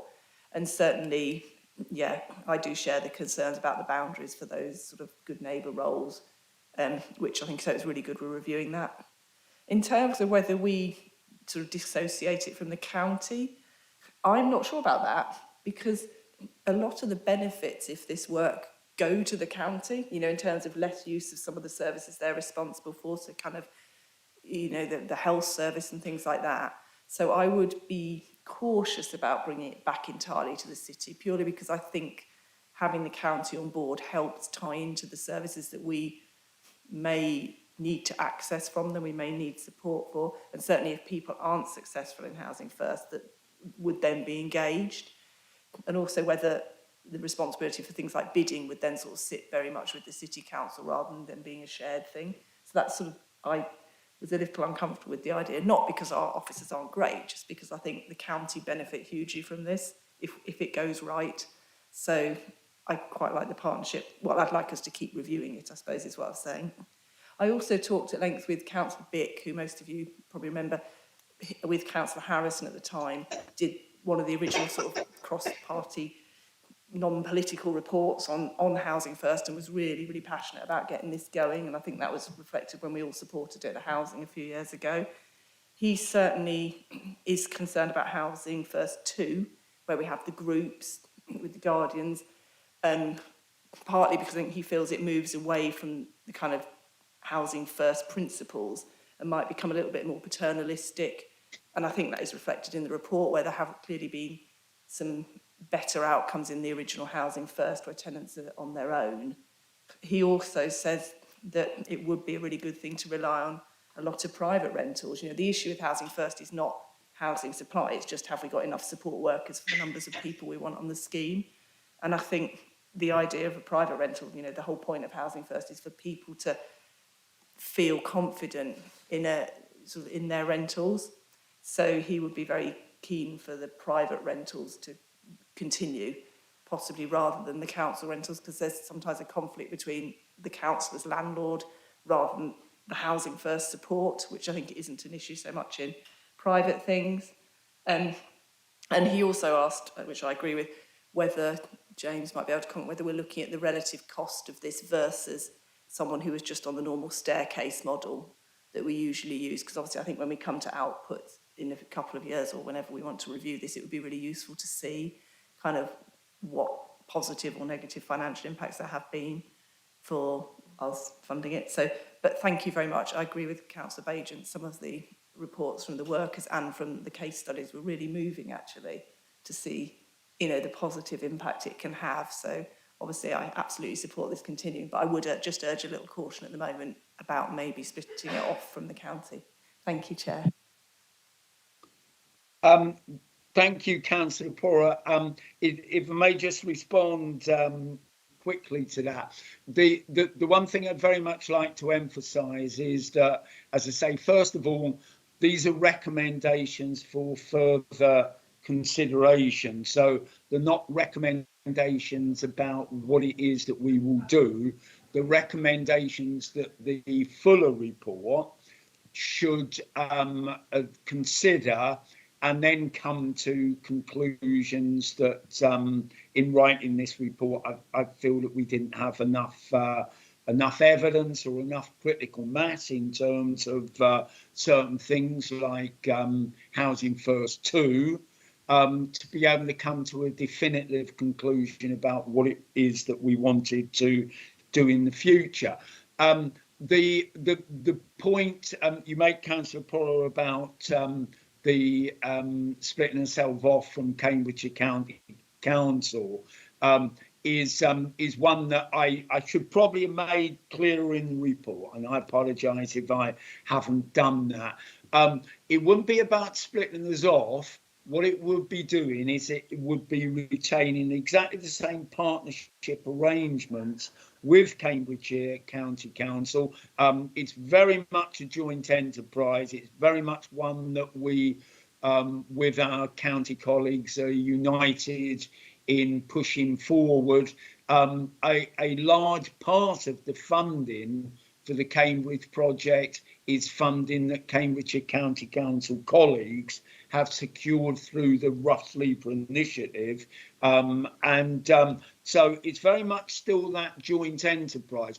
The question that's being asked, that is being posed by the report, is that whether that arrangement where the Cambridge team is employed by Cambridgeshire County Council is the most effective way of making Housing First work in Cambridge City. And as I mentioned, the Cambridgeshire County Council, my Cambridgeshire County Council counterparts are completely conversant with this as a possibility, and find no difficulty with it. We will continue to act as partners in exactly the same way as we have done hitherto. All we would be saying is we would be saying Cambridge, as ever, as everybody who is listening will know, is unique in Cambridgeshire.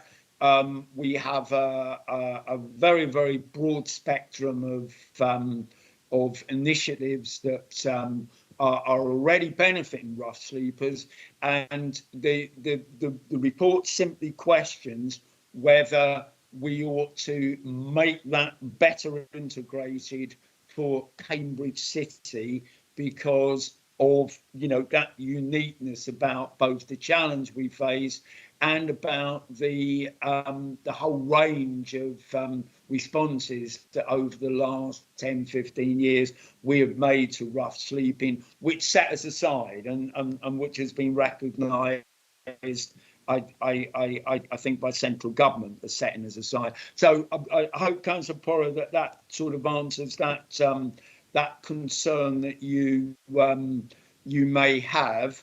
And yes, I think that you know, the case studies, and it's one of the reasons why it was introduced. I think the case studies really tell us a great deal, don't they, about this particular project and the particular needs of individuals.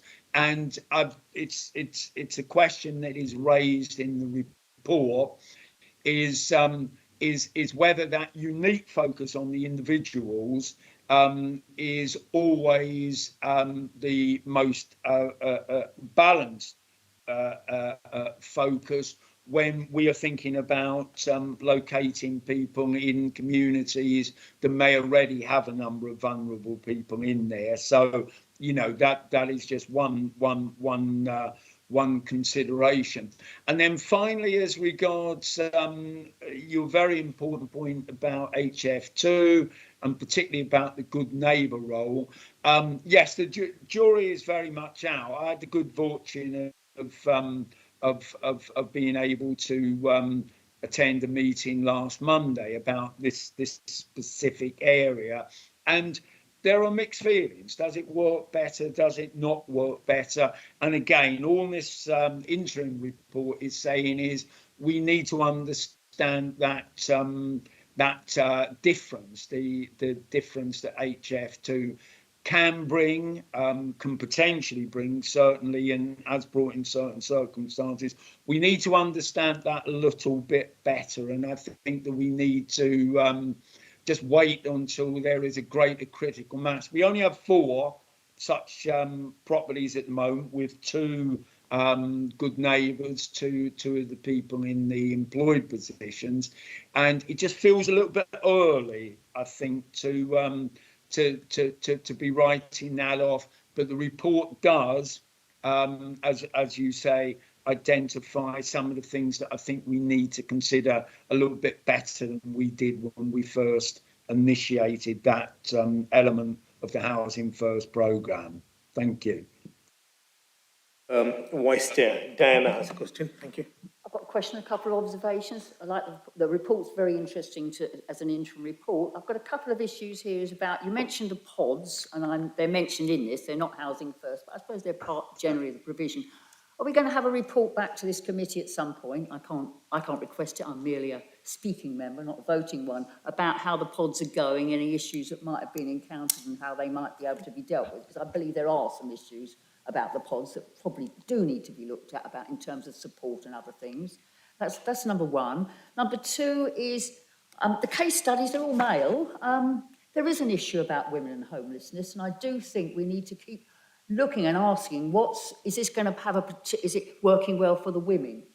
And I'm particularly involved in as is Councillor Bajan, in the Women and Homelessness Action Group, WAG, but I do want to ask these questions all the time. We've got to just don't assume that all homelessness is male, and that's what, sadly, this profile is, and how much as well is, you've given us case studies. What about co-production issues with people who are service users, with their observations about it, not just those that are in it, but those that might be in it and would have views about being in it because their experience of homelessness. I've probably got a few other things, but I'll leave it at that. Thank you. Thank you very much indeed. On the first part, yes, there will be a study of how we're doing with the modular homes, because we have 22 now. The first of them, not one initiated by the City Council, has been running for getting on now for 2 years. And one of the things that I had in the back of my mind when constructing some of the questions that I wanted to ask around this report was, well, how does this compare to the other things? And I do have some answers about how Housing First compares to the other initiatives we have, and modular homes being principal among them. But I felt that there wasn't sufficient information at the present time, particularly about whether or not we were really comparing like for like in terms of the client group, to be able to sort of venture into the sort of slightly dangerous territory of maybe coming to decisions about which is best. I think we're probably always going to find that different solutions fit better for different folk, and I think, you know, ultimately that's what a fuller review is going to go. But in answer to your question, Vice Chair, there will be a review of the modular homes project, and effectively that is underway. It's just not sufficiently mature at the moment to be able to do a like-for-like comparison. It will always be also be good to be able to bring in as a control the RSAT properties that I mentioned earlier, the Rush Sleeper accommodation project, and the 14 properties that we have bought on the open market exclusively for Rush Sleepers. So that I hope deals with that. I'm more than happy to sort of to have further discussion about that. But that's the lay of the land at the present time, and I felt it was probably could be misleading if we went further. Now, with regard to the case studies, the case studies are all male. I concede that completely. Everybody who is either currently or a nominal user of the Housing First programme was asked whether or not they wanted to submit a case study, and it just so happened that the only people who came forward and said I would like to tell my story were 4 blokes, and so that's what we've got. But I can tell you that of the 14 people who are currently housed under Housing First, 3 are women, and there are more women in the lineup for Housing First, and I share, Vice Chair, your concern that we don't see rough sleeping as being a male only problem. We have discussed this in other forums. You know very well that 8 out of 10 usually rough sleepers are male, and you will know too that there are particular difficulties which we're very aware of about women rough sleepers, and why they may not register in quite the same way as male rough sleepers do, and we're fully cognizant, I should say, of that split. But it's one that I recognise, and I thank you very much indeed for raising. Councillor Robertson. Can I first declare an interest, as I meant to do it at the beginning of this item. I'm a trustee of Cambridge Cyrenians, who are one of the partners working with the County Council. I'll just make a comment that I've always struck me that dealing with the individual rather than trying to categorise somebody is the way to help them, particularly if they're homeless. The reasons for homelessness are vast and complicated, and finding a solution that fits each individual is something that I think this project has a good chance of doing. Thank you very much. Councillor Herbert. I'll be brief. A lot's been covered, including in some very useful and detailed answers. My interest is that hasn't really been addressed, and I hope it can be in the final report, is that in the crossover between Housing First and Modular, one of the key objectives is to seek further external finance, whether that's pushing back at a government that during COVID said everybody should have an indoors option and has now dropped that.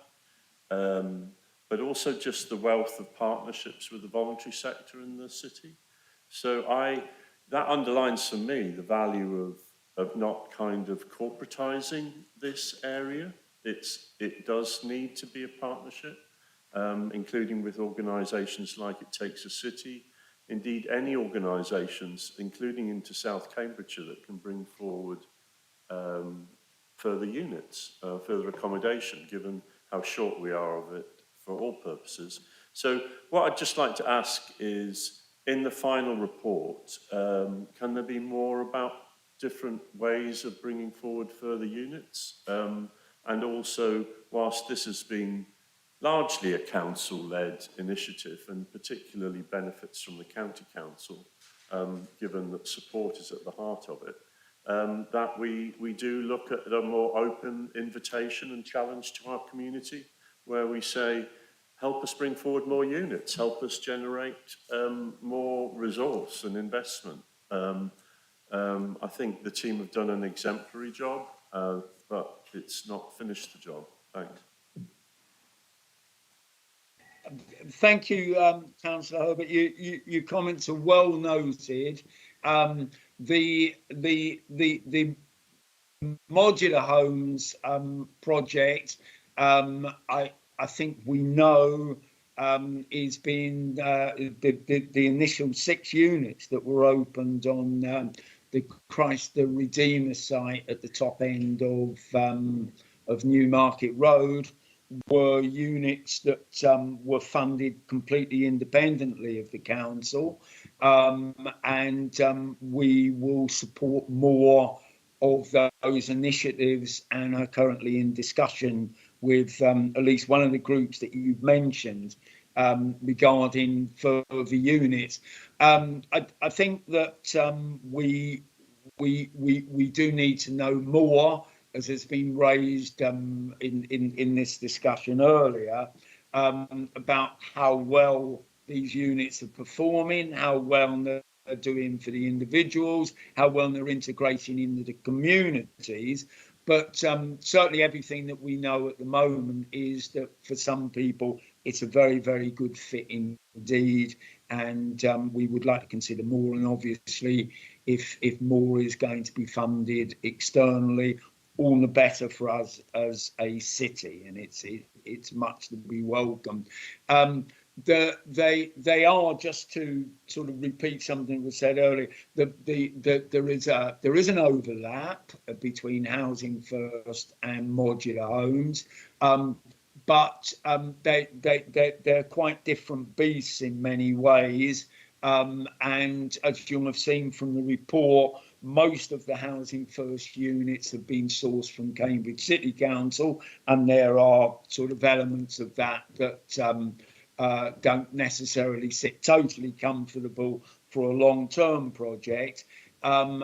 We need to get our housing association partners involved more. And just in relation to a comment that I think Councillor Bajan raised earlier on, about the private rented sector, and forgive me if I'm attributing that to Councillor Bajan incorrectly, but one of the things that the report does mention, and I think I would like to see the later report look at more, is about how we can use the privately rented sector better to extend and enhance our Housing First programme. It's something that other local authorities have involved themselves in, some exclusively in private sector accommodation rather than social accommodation. We need to look at that too. So thank you. I hope that answers your question. James, I have a couple of questions. Mainly on your eligibility criteria, where you say has a history of long-term rough sleeping or homelessness. Would that be a criteria? And number 2, then you goes on to put another criteria, which is high rates of experience of contact with the criminal justice system. Are we considering that as an eligibility criteria? Thank you. Thank you very much, Councillor Tatarvaki. The thing about the eligibility criteria is that it is about a group of considerations that need to be taken together when then we consider whether somebody is a Housing First customer with a greater priority than another potential Housing First customer. So when we talk, for example, about the length of time that people have been rough sleeping, we're not necessarily saying, you know, if you've been currently rough sleeping for 17 months, that you will be trumped by somebody who has been rough sleeping for 18 months. First, we're saying that's a factor. And the second thing that we're saying is that it's not so much the length of time, it's about the duration of the time since you were first a rough sleeper. So the Housing First programme is centrally focused on those people who have been in and out of accommodation over a prolonged period of time. So it may be somebody that has been in hostels, they may have been in a council tenancy at some point, they've been in move-on accommodation, and so on and so forth, and all has failed, and now they're back rough sleeping again.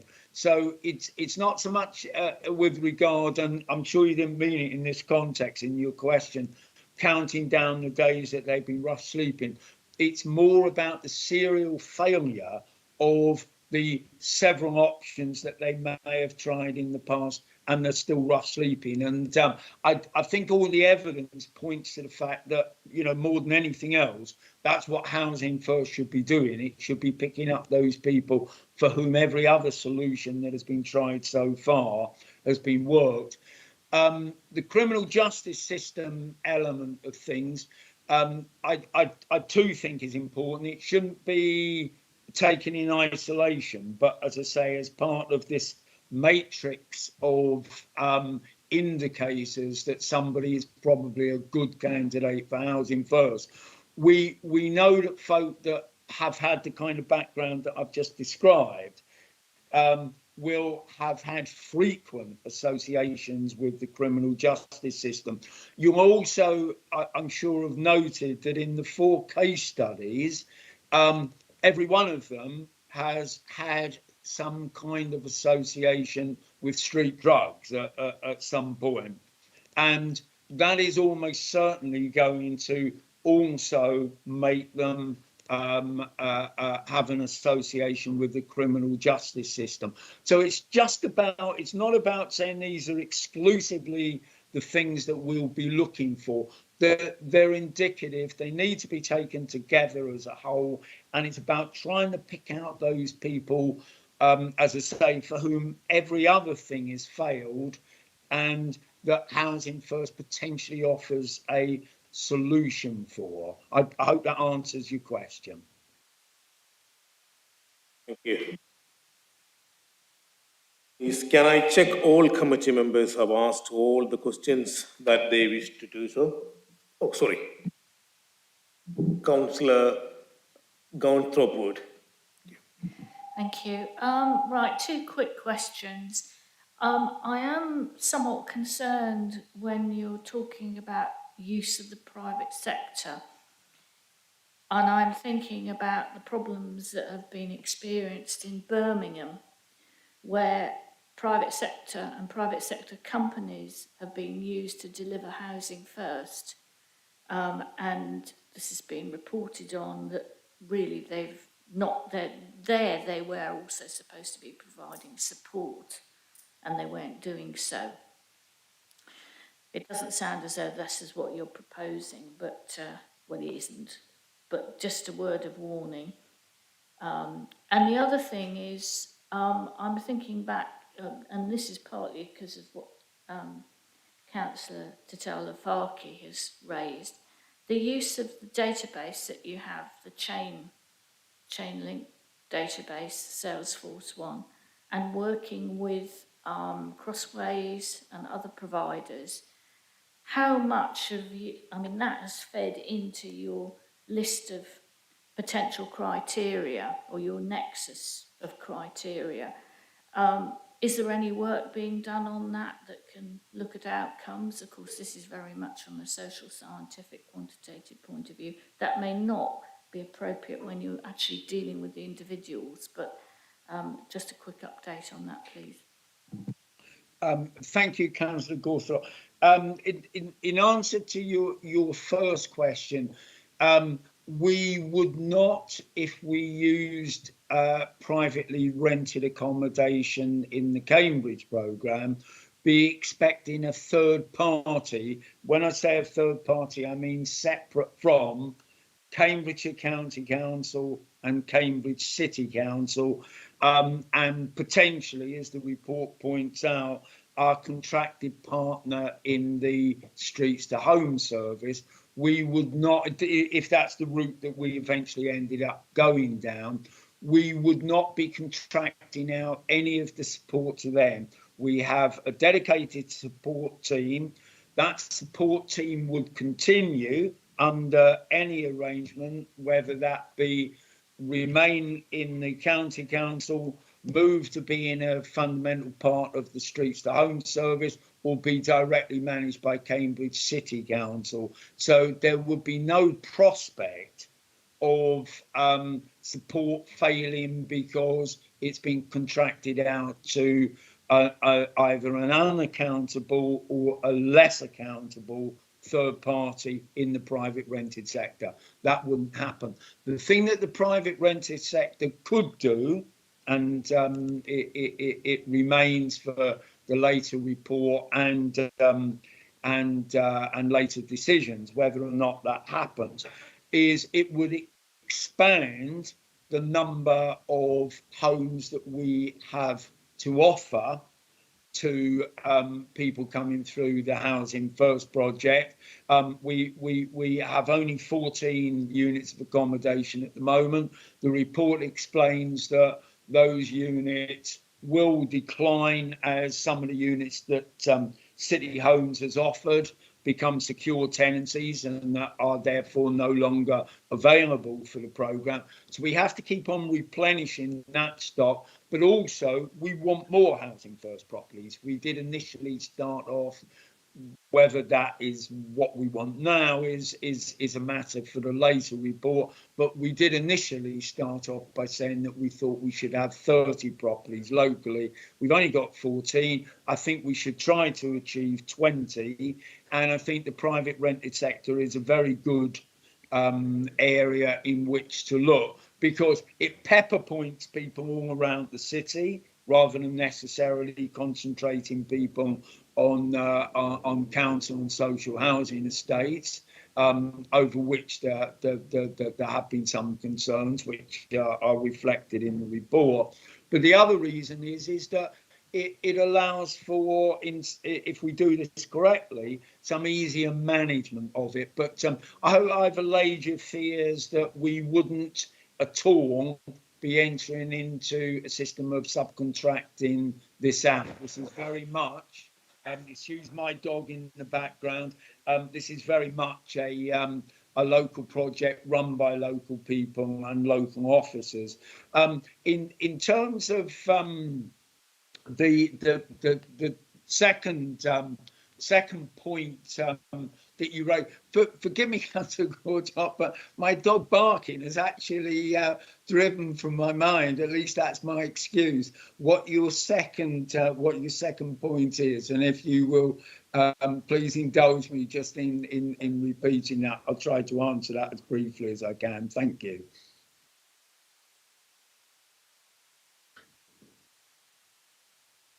Yep, thank you. It was really about use of the information from the Chainlink database, Salesforce database, and whether whether hostels and other providers are actually filling this in as well, so that you can get a really good picture of whether those things are improving for people. So that's part of the question. And the other one is how much you're able to use that to come up with a sort of nexus of issues that people had that you look at when considering them for Housing First. Thanks.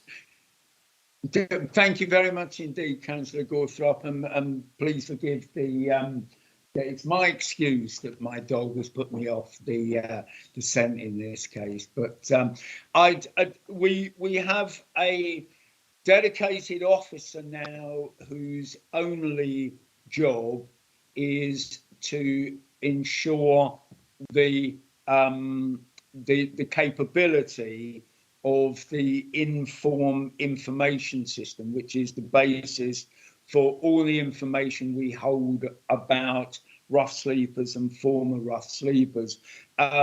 That officer has had a job to do over the last 6 months about making sure that that data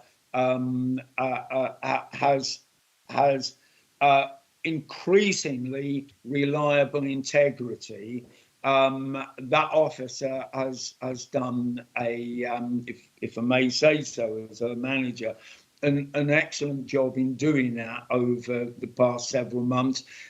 One part of that has been about creating excuse the jargon, a super user within every organisation that enters data onto the Inform system. And I do honestly believe that we have a more reliable and a better set up database in Inform than we have ever previously had, and it's part of a continuous process of improving that. The information that we are able to extract from it, which will help inform the matrix that we mentioned earlier, I think is probably more reliable than it ever has been before. But one thing I'd just like to say is that the criteria is the basis for referral to the service.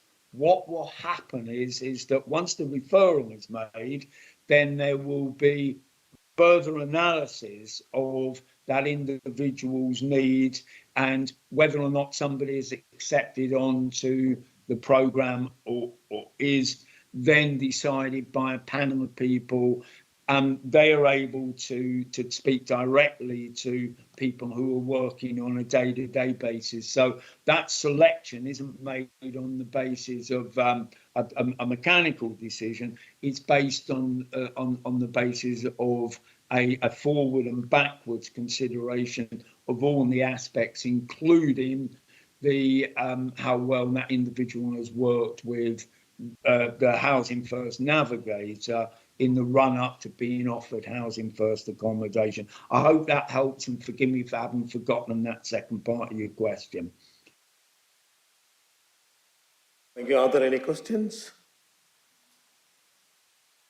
Now, we will go to the vote and the recommendations on page number 55 of the agenda. All those in favour, please raise your hands. Chair, that's unanimous in favour.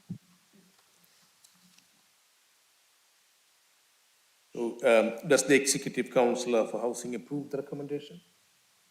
Yes, I do.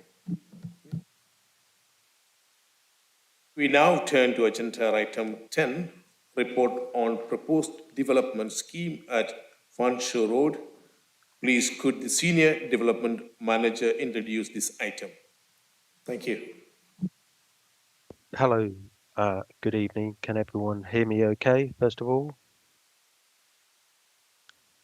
Take that as a yes. So I'm just going to summarise the report, which asking for approval for the redevelopment of Fanshawe Road.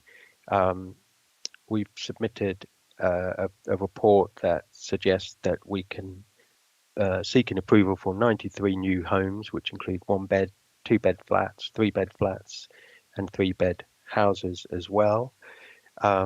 It also includes reorganising the open space, but keeping the same amount of open space to create a gateway towards the Coleridge Rec. And there is also proposals in there to update the Coleridge Pavilion.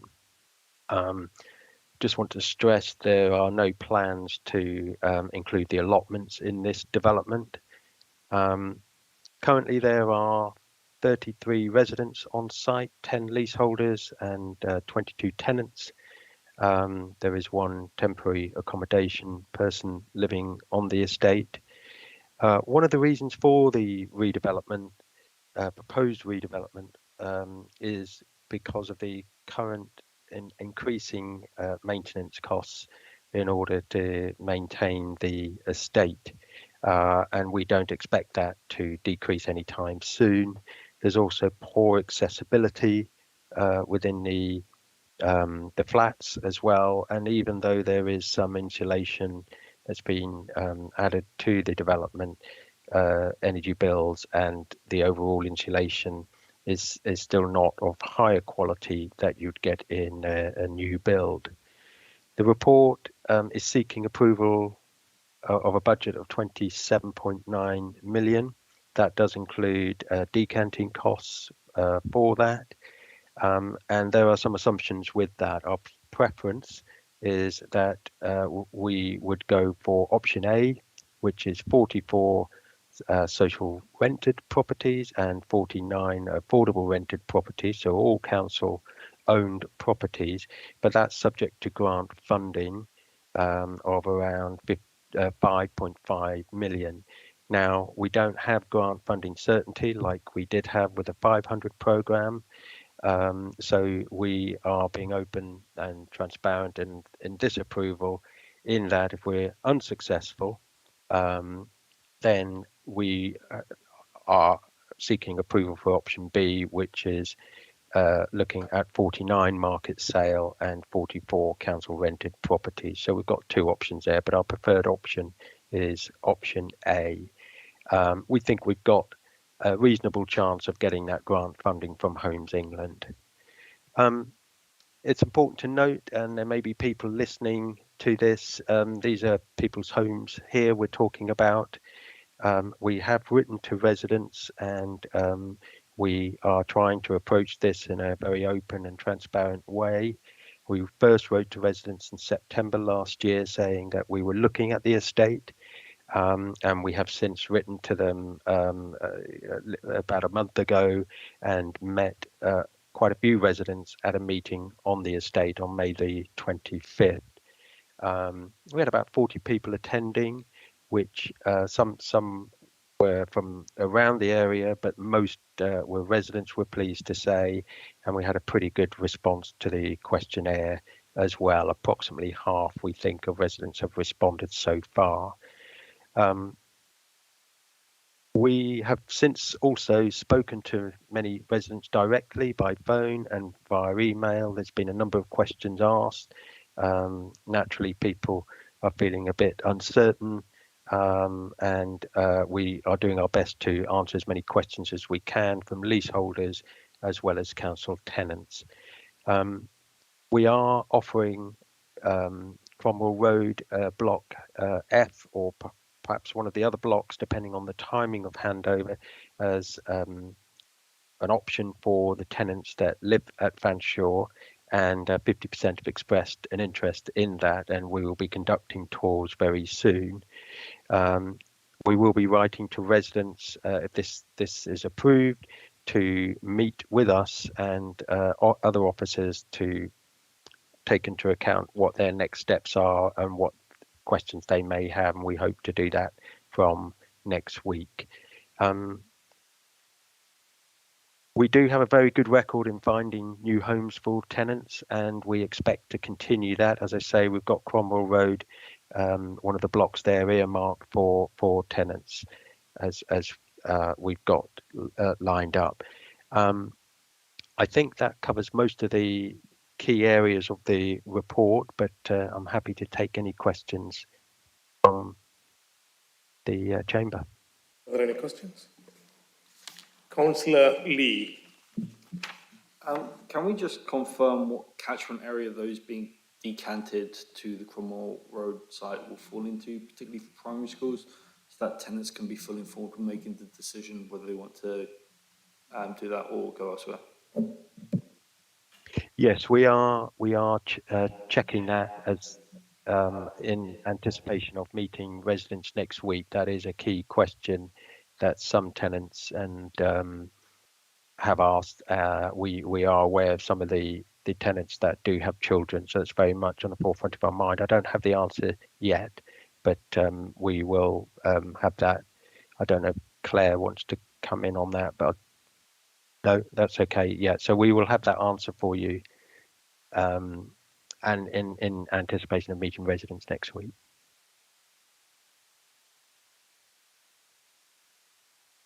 Could I add to that, please, Chair, in Yeah, that please. obviously Cromwell Road might not be suitable for everybody, but it is relatively close to this site. So it was an opportunity for those it works for. It won't work for everybody. The council's got other stock elsewhere in the ward. So there's no obligation for anybody, but it is an opportunity for a new build property. And obviously, as with our other schemes, people would have the right to return to a new development here as well, but they would have to move away in the interim. Councillor Robertson. I wanted to ask some questions about the design of the buildings you're going to suggesting to building on the site. You've got 93 units, and the existing blocks of flats are 3-storey. Presumably you're going to have 3, or is it 4-storey you're going for? If they're going to be all fully accessible, there's presumably going to be lifts, is that correct? Yeah. Yeah. Do you want me to answer now? So far, yes.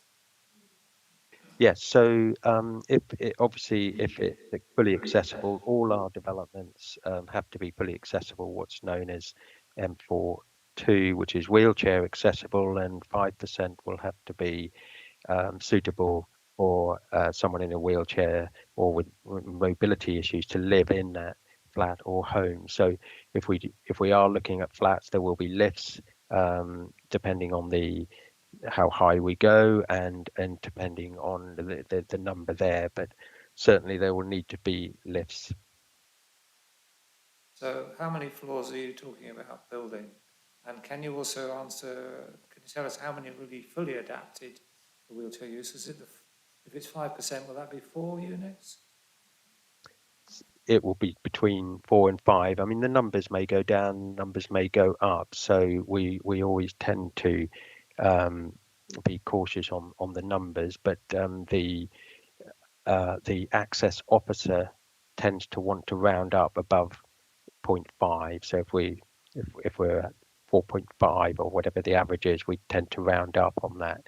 So in this case, we might be closer to 5, but it depends on the numbers there. We also like to look at the location because there's no point in putting them in locations that aren't suited to the development. So we'll look at that as a whole rather than just one thing there. In terms of the heights, we are restricted by planning advice, and we have pre-apps with the planning team. So there are 2 stories with sort of gable ends either side of the site, so there'll be restrictions there. But there is some space in the middle which will allow us to go as high, at least with the current flats there, possibly a bit higher. But these are very early stages at this stage, and we will be guided by what planning allows the development to be put forward. One other area of questioning I've got is this is an example of a building that has actually been invested in by the council not that long ago to quite a considerable extent. You've mentioned in the report that in the last 5 years not much has been spent. A bit before that, I think several £1 million were spent on insulating these flats. I just want to clarify, as we go into developing more and more properties around the city, we're going to find more and more buildings which we have invested in recently that need to be considered for demolition and rebuild. So we need to be clear about what we're doing in each case. The Eakins Road flats, which are similar to these, are not insulated. So that's a very different matter. But these ones were insulated. And I'd quite like to know when that was done. In terms of the date and the work undertaken. When was the insulation of those buildings completed? Yeah, I don't have that definitive answer on that, but I can find out for you. I mean, one of the problems with as we go forward. Obviously, legislation changes. We've got fire legislation, we've got new building regulations coming in, and so there comes a point where you try and improve stock, and you're just not going to reach the level of a new build there. I think Claire wants to add something. Yeah, thank you, Councillor Robertson. The other thing that colleagues are doing, working across housing services with colleagues in estates and facilities, is really looking carefully at our existing blocks, looking at investment and looking at options for blocks kind of going forward. We're doing some work on mapping out estates also. So that work, there is more work going on behind the scenes in terms of looking at the condition of our stock.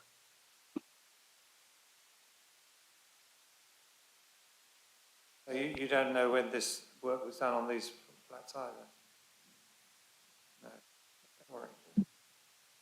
No, we'd have to get that for you, Councillor Robertson. I haven't got that to hand. Councillor Herbert. Thanks. I'm one of the ward councillors for Coleridge, and so it's as much comments, Chair, as questions. But I think it's inevitable that when you effectively, this is stage 2. This is looking at improvements to existing estates, opportunities to increase the amount of council housing. It's inevitable that if works were done 10 years ago on a couple of properties, that we hit this sort of situation. I do credit the team because they're looking comprehensively to see what are the best opportunities, and that will inevitably make judgments. I'm a ward councillor. If there are residents raise issues, I'm very welcome to investigate any issues because inevitably not everybody likes change, but you can see from the report that there's been a reasonable reception given the nature of this change. I also think that opening up a better green space there and greater permeability and access to the Coleridge Rec is a plus. But yeah, I hope that we can persuade Homes England to enable it to be option A, because our ambition is obviously we're replacing with better, but it's actually the additionality that's the important part. And I hope that the boldness of the team will continue and that councillors will challenge where needed, but that we recognise that there's a real need to increase the stock of council housing.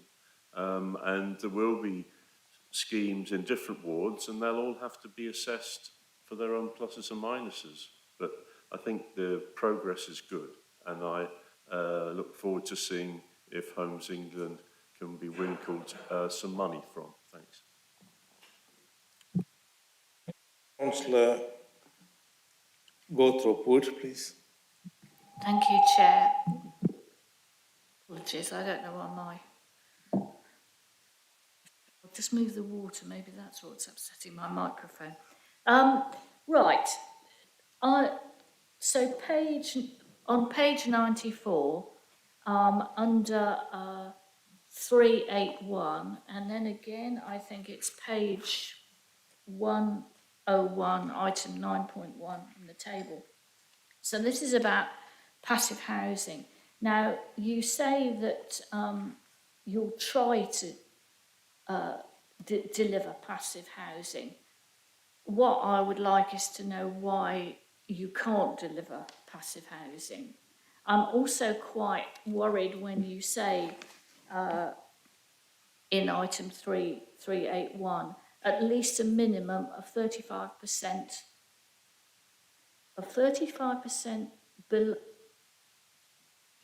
below 2013 building regulations and to be gas-free. Well, gas-free, fine.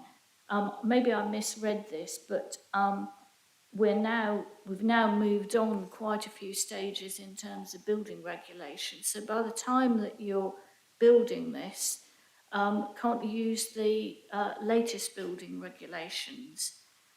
because that will also be part of the planning application. But yes, if you could comment on why you aren't stating that these will be passive houses. Thank you. Certainly, if I can answer that, you will note in the very early design layout that we are trying to balance the high sustainability approach we can for the buildings with the maintaining the open space. And one of the things with passive house is orientation is absolutely critical. You're basically trying to capture the sunlight in winter and in summer. May not seem a lot, but it does heat up the building as best as possible. So south facing or closer to south facing is much, much better. And you'll see from the early indicative layouts that we've got more east-west facing. And so what that means is that it has to be offset to attain passive house. You have to offset it in some other way, perhaps more insulation or other technologies and so on. And what that does is it increases the cost.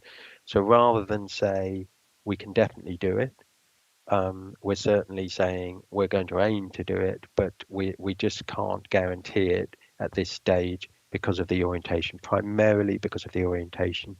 And as you know, money is tight, budgets are tight, and so we're just trying to be open here and say we'll get as damn close as we can, but there is a limited budget envelope there. The second question is a very valid question. The new building regs are just about to come in, so we will be referring to, confusingly, 2020 building regs. I now know it's 2022. It is also further confused by the fact that the new SAP rating changes as well because of the decarbonisation of the grid. So what that means in plain English is that the reduction compared to 2013 will be effectively 80%, approximately 80%. So that's because we're now generating more electricity from wind and solar and so forth rather than coal and gas. And so we will update our reports in due course and on sustainability just to make that point a bit clearer. So that's just the way the legislation's gone on there. So we're not avoiding the new building regs. They're just not quite there yet, and there will be further changes in how they calculate the carbon reduction as well. So I hope that answers both questions there. Councillor. Thank you very much, Chair. It's an echoey microphone tonight. You probably won't be surprised that I'm going to pick up on the passive house certification again. Not a criticism of officers.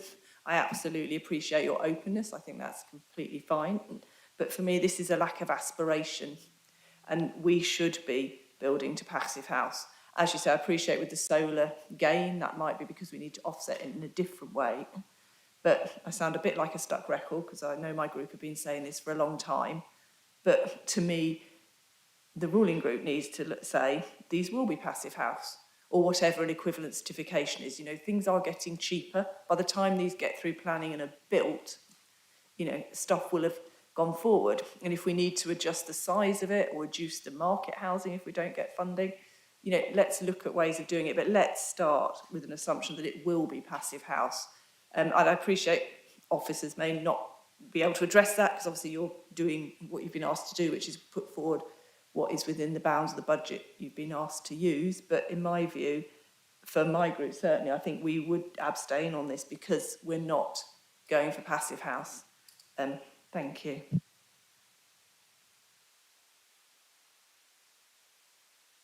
Councillor Hall.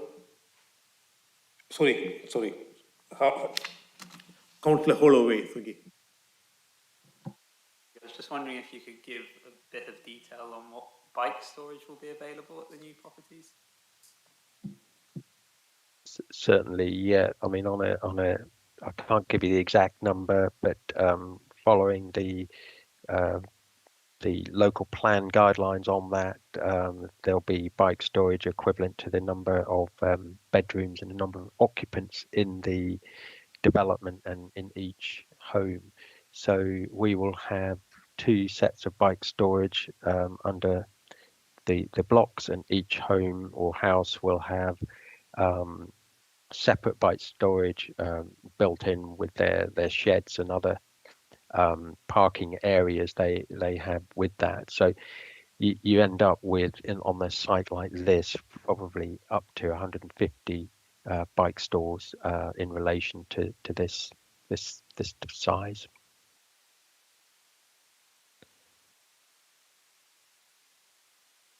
Councillor Robertson.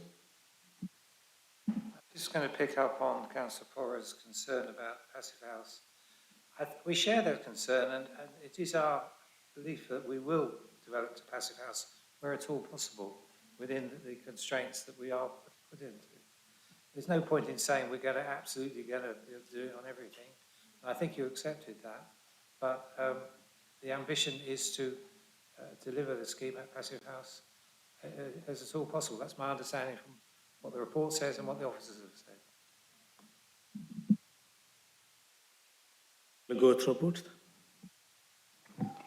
And following on to Councillor Robertson's point, it would be helpful, not necessarily in this report, and you may not be able to answer it now, but the decrease in the number of units or dwellings rather that you could deliver if it was passive and a different orientation, and if that is what you are suggesting, and the increase in cost. It would be really interesting just to see that. Thank you.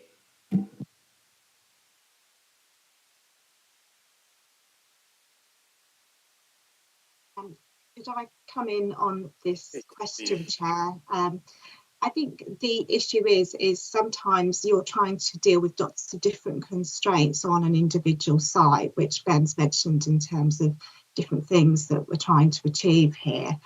I think in terms of the passive house, what we're finding from the pilot work that we're doing and also all the other projects which are detailed in my paper on section 11 is we're learning a lot about sustainable, very low carbon building and different ways of doing it.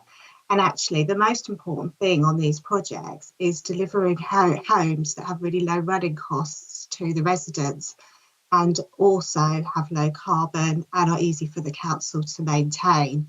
If we can achieve all of those things and achieve an equivalent outcome to what a passive house certified homes achieves in terms of carbon and in terms of energy bills to the residents, as well as delivering something viable, then that's something that is essentially why we're doing all of this. So essentially not getting the certification may not mean that the outcome for the residents is any less with the learning that we've done, and there's some detail in my report about airtightness tests that we're now doing using new products and things, and markets changing, and we're being really innovative actually in Cambridge, because we're not trying to just add tech to buildings, we're just trying to find good simple ways of building buildings, building the fabric well. That's not going to change, and we're getting really airtight buildings. So I think on these homes, if they didn't meet the certification, that we can be confident that they meet the outputs that the certification would give us.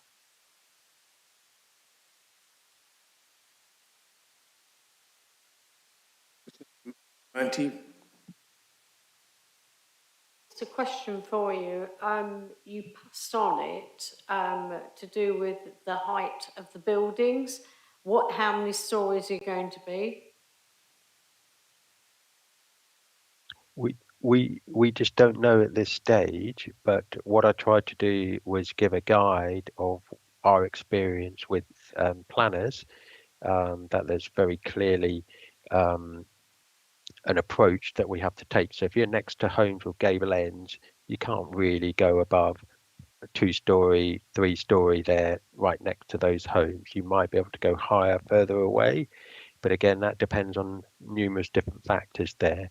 It's a difficult one to answer there, but there will be a process that we have to go through in terms of with the planners, then we have to go through back to the public on that as well. So we work very closely to try and develop a scheme that we think will get planning permission, and we're pretty good at that, and we're pretty good at getting the dynamics right on that. Yeah, it's just that sort of like, God forbid, if you built sort of like, say, 6 or 7 stories and then you've got the fire brigade and their ladders don't reach to that height, it's a safety issue. Yes, and that's paramount in any of our design, fire safety, of course. And at the moment on any of our developments, I think the highest we've gone is 6 stories. So that's because it's right by the railway there. So we're not anticipating 6 stories on this site.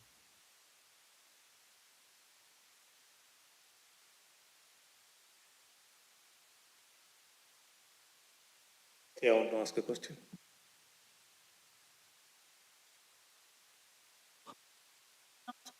Accessible flats. When you're working out the proportion of accessible flats you put on a new build site, are you basing that on the need as exhibited on the on the sort of home link profile? Do we not perhaps need to exceed that number, because if we're going to have increasing decants around the city, you're going to be finding your actual need for ground floor or really good wheelchair accessible housing might increase. And can we have an assurance that anything that's deemed wheelchair accessible actually has an accessible bathroom? I only speak from some experience that I've encountered on a new build site. I want to know, if you're building something that's wheelchair accessible with wide everything, it's a bit of a shock to get to a bathroom and find it's a shower over a bath, because actually then restricts the person who can go in there. So I think we need to say, if it's wheelchair accessible, it's got to have accessible bathing facilities. And do we need to say up the proportion? I think this is quite important, because, for example, decanting from Hanover and Princess Court or any other future developments, you'll find people who've been long-term tenants who now may well be in units that have had accessible showers put in, and you may not have enough units to match those and deal with people already on home link. Yeah, okay. Okay, so I'm going to pass on to David Greeny on the home link, but in terms of the design, if I can just answer that first,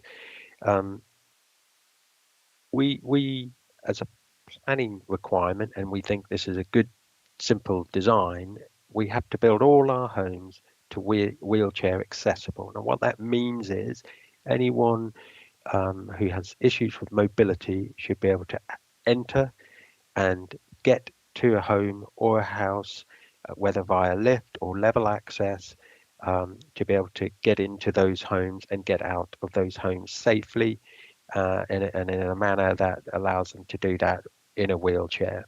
That does not necessarily mean that the bath will be wheelchair. They'll be able to have a shower if they have limited mobility. What that description is what we call an M4-3 home, which is a wheelchair adapted home.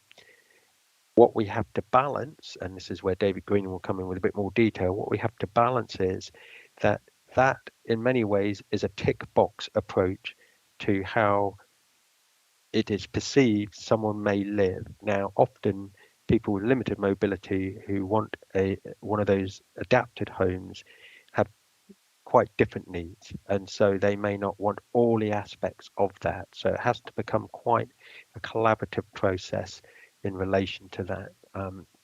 David, if I pass over to you on the home link side of things, please. Yeah, thanks, Ben. And apologies, I've not got my camera on. I've currently got a back issue, so I'm lying prostrate on the ground at the moment. So that's why I've not got my camera on. But just to answer the question about HomeLink, we do regularly scan the register just to see what mobility needs we have on the register, so that we're providing enough housing, new housing, moving forward to meet the needs. And I'm often quite surprised at how low the numbers are that need fully wheelchair accessible accommodation. So as Ben says, he's covered the sort of issues around the planning requirements and how we kind of try to adapt to individuals' needs. But in terms of the numbers on the register, it's well below 50, and so that kind of 5% planning requirement more than covers things.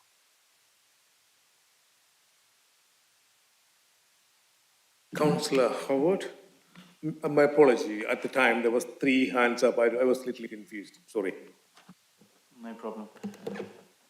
Just to go back to the question around Passive House and specifically what has already been mentioned about if you can get to a similar performance, fine. Passive House is one engineering standard which is quite specific, and I appreciate in terms of sun orientation.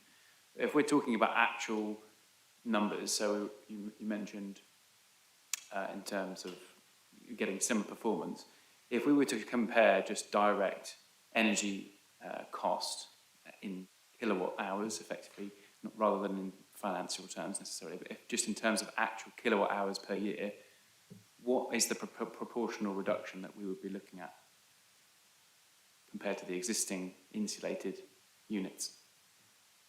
Do you know that?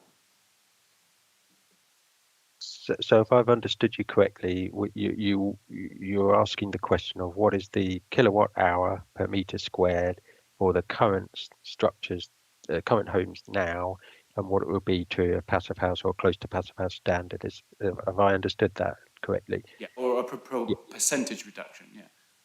Yeah. So I mean, I would have. I'm taking a bit of a guess on here, so I'm happy to follow up with a more detailed answer. But a home of that structure and of that age, you'll be looking at well in excess of 100 kilowatt hours per square meter just for heating and heating your home. Space heating, they call it. To get to passive house, you're looking at down to 15%. So it's a significant reduction in percentage there. Now, that could be well in excess of 100 in terms of the original figure there, but certainly it's going to be up to 100, if not more. So we're well aware of the benefits of passive house. And regardless of any development we do now, even if it doesn't achieve passive house or for one reason or another we don't think it's possible, we do insist on a PHPP which measures the projected energy performance in kilowatt hours per square meter, because that's exactly what we're aiming for, is reduction in energy use, therefore reduction in bills, and therefore reducing fuel poverty. So that's the aim, as my colleague Claire mentioned, about trying to balance maintenance, fuel poverty and bills, and also capital cost. Thank you for that. Just to clarify, if I may, the 35% that was mentioned before, could you just restate exactly what that was referring to? That's different to the 85% of that. Yeah. So reduction, right? yes. So the reduction that's just been described there, I've just mentioned, is in energy. The reduction we've got in the report refers to carbon. It refers to carbon under the current SAP, national SAP guidelines, which don't reflect the decarbonisation of the grid that it exists today. So therefore, you would expect, if you're doing a new build to current building regs, which are currently 2013, there would be a reduction of approximately 80% under the new SAP calculations in terms of carbon reduction. Thank you. Just to wrap up that, then I would invite the Executive Council to consider at either this point or a later point putting and enshrining a number rather than necessarily explicitly stating the passive house, if that's an option to compromise. Lee. Thanks. I'd just like to make a comment specifically relating to 3.8.4, so Plan B. While we recognise that would represent a net gain in council houses overall, it's disappointing to note that if the funding isn't granted, we're aiming for only 47% council housing, and the remaining 53% will be for private sale. Given that this land, Fanshawe Road, is very close to the train station, it's land that any developer would, be at our doors to develop, more or less. So I think we could and should be more ambitious in the proportion of affordable houses for council rent that we could deliver. And because of the value of its location, I think we need to be really careful about how we make these homes available for private sale. So I'd like to ask the Executive Councillor for assurance that the Council will put into place proper and transparent screening of those buying the private sale properties to ensure that when the homes are purchased, they're purchased by people looking to make a life in Cambridge and not to be bought to let, whether by domestic investors or foreign investors.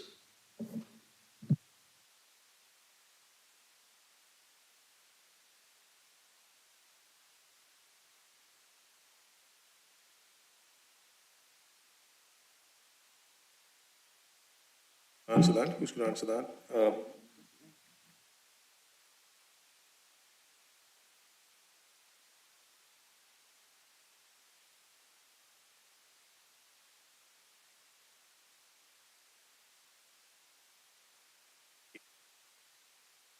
Yeah, thank you, Councillor Lee. And I appreciate there has been quite a lot of coverage of this. I think there are a couple of considerations here.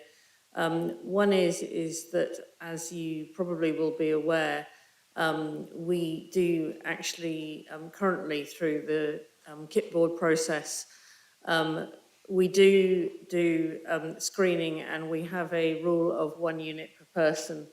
Now, the previous sort of considerations and discussions have been about foreign investment, and I noted you talked about domestic buyers as well. But generally, those who are buying for investment purposes invest in bulk. They do not buy 1 unit. It's not relevant for them to do so. We have been very careful in actually where we're actually completing purchases to actually apply that particular criteria. And we already have a number of case studies from our current sales of people who have relocated. We have to be a little bit careful in that actually we've already got a particular issue where there was a foreign national who was looking to purchase, and effectively our answer was no after initial screening. And they actually put in concern that they were being discriminated against. And in fact, as it happens, they've lived in Cambridge for 17 years, and they were buying for their son, who is simply moving from home into another unit. And we've had a couple of other cases where we've been very careful, but despite that, we are being considered as discriminating against people who genuinely want to buy if we are placing criteria that would restrict them from doing so.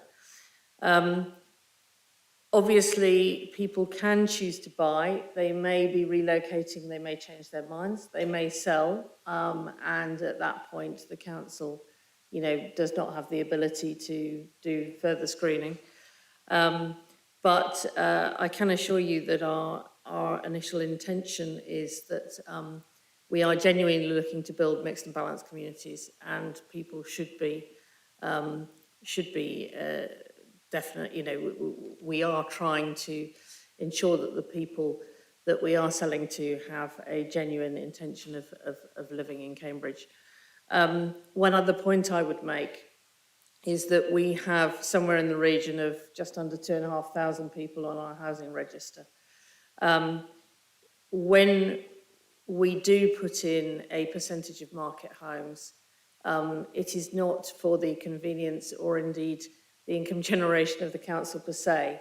It is so that we can actually build additional new council homes or social rented homes, homes for affordable rent. And dependent upon the grant that may be accessible at that point, we need the subsidy that sales of homes can supply.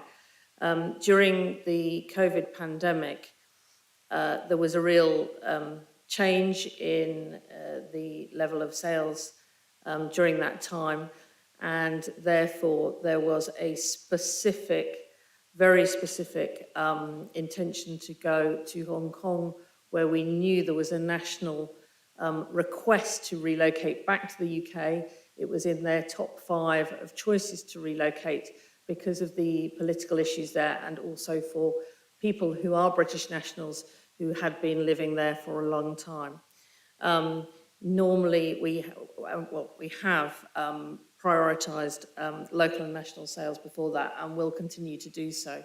However, there comes a point where if we have a lot of stock homes, i.e. homes that are completed and unreserved or unsold, there comes a point where we can therefore not complete those sites, and we cannot complete the further affordable homes that would be available to those who absolutely need the homes and cannot afford to buy them.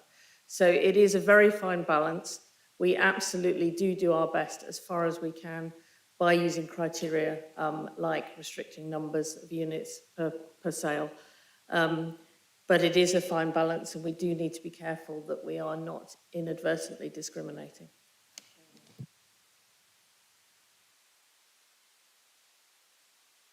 Are there any other questions? We will now go to the vote. Recommendations on page 88 to 89 of the agenda. All those in favour, please raise your hand.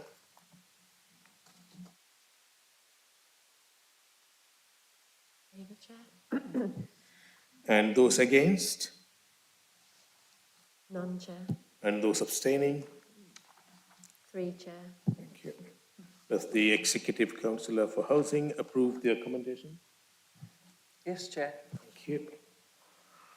We now turn to agenda item 11. Update on council housing delivery. Please, could the head of the Housing Development Agency introduce this item? Thank you. Thank you, Chair. This paper's presented for you as an update to their programme to build new council homes. We present it at each committee at each quarter.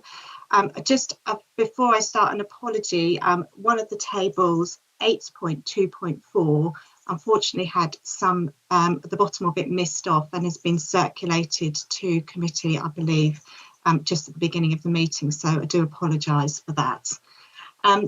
Overall, in terms of our programme, we have what we call the 500 programme, which was delivered through the 70 million funding that was secured as part of the devolution deal. So that programme is running really well. We have now have 165 net new council homes handed over, residents living in them, and actually 196 council homes. So we can see there's some schemes where we had replacement homes. In terms of the programme overall, since we last reported, we've continued to have handover of homes at Mill Road and Cromwell Road, our 2 larger sites. And we've also had a resolution to grant planning a small site for 1 home, an adapted home, fully adapted at Kendall Way in East Chesterton, for a family bungalow, and we've just seen the item on Fanshawe Road. Significantly within this report, I refer you to section 8. So as I mentioned, the 500 programme, one of the big advantages to that programme for the council was we had the funding, we had £70 million grant. We're now in a position, as previously reported, that we have tried to secure a programme level funding, but we haven't been successful. So we're going through the funding agency that's got money for housing is Homes England, and they have what's called Continuous Market Engagement Funding Programme 2021 to 2026. And we've been working with colleagues at Homes England for nearly a year now, looking at our programme, looking at our costs. I describe us as an outlier for the east of England. Our costs are high and therefore our grant rates are high. But Homes England obviously appreciate the acute housing need in Cambridge, and also that we have successfully delivered new council housing in the city. So what I'm presenting today is that we have now secured some grant funding from them. The first scheme that we've got funding for is our scheme at Orchard Park, also L2, it's also called sometimes. We are able, through the grant funding there, subject to your approval, to deliver what would have been homes at 60% of market rent, affordable rent, at social rent. And we're also able to deliver homes that would have been sold privately at 80% of market rent. So with that funding, we're able to deliver that scheme as 100% affordable housing. Works are on site and progressing, so this hasn't held up the progress of homes being delivered, but it has enabled the funding. From this work, we've now it's been really helpful because it's established kind of where we are with Homes England and what grant rates we think we can get. We're there for proposing, and we have bids in with Homes England at the moment to alter the tenure in terms of the affordable housing on schemes that have been previously approved through this committee. And that will deliver a total of 124 homes at social rent and 104 homes at 80% of market rent. And that table that was circulated lists those changes. This is a really significant start to our programme, and these schemes could all start on site this financial year. It means we're delivering homes at lower rents, social rents, for people most in need. And these schemes also include our passive house pilot schemes as well. And also meeting that need of those that can't access affordable housing in terms of the 80%. And you'll see in the recommendations, some recommendations to work through around the letting of those homes. But there is various pieces of evidence that I'm sure members have seen around the need for that group, and the council's previously housed people at these rents in our existing housing company. So this would be the same as that, but in the HRA with a secure tenancy. One of my other recommendations is, whilst we haven't yet got grants on all those schemes, is that we do proceed to start those. As we've heard tonight, there is issues in terms of the kind of construction industry and costs, and actually delaying further is only going to increase the costs where we know we can deliver these schemes. So we're requesting authority to proceed with them. I also have included the regular updates on sustainability, which includes some of the things that we've been trialling really successfully in there under section 9 and section 10, delivering accessible housing. So there is quite a lot to this report, and hopefully that's a useful summary. I'm happy to answer questions. Thank you. Councillor Porter. Thank you very much, Claire, and thank you, Chair. And surprisingly, yeah, this is great. This is what the Lib Dems have been asking for years, is key worker housing as part of our priorities. So I absolutely welcome that. I note that even I think at full council, when I think my colleague Councillor Lee mentioned it, we were told that key workers were impossible to define, but we are now working with South Cams on page 121 to define that. So this is great. We welcome this. We're very pleased you're adopting our policy. I would like to just check with the ruling group, rather than officers, that this is a proper commitment to key worker housing, and that if we get more grants in future, this isn't going to disappear, because this is a crucial thing. Obviously, we need council homes. Nobody's disputing that, they're vital. But having key worker housing, again, enables so many people in our city to access housing who otherwise would have to commute in and live miles away, or just not be able to come into Cambridge, which isn't right. So we welcome this. Thank you very much.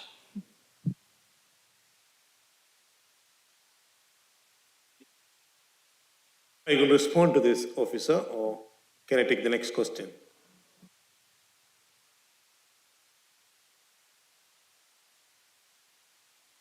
Sorry, Chair. Councillor Richard, please. Sorry, Richard Robertson, sorry. Could we have the response to that before I speak, please?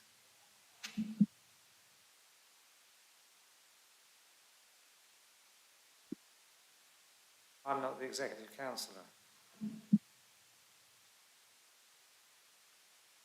I apologise. My first meeting as exec.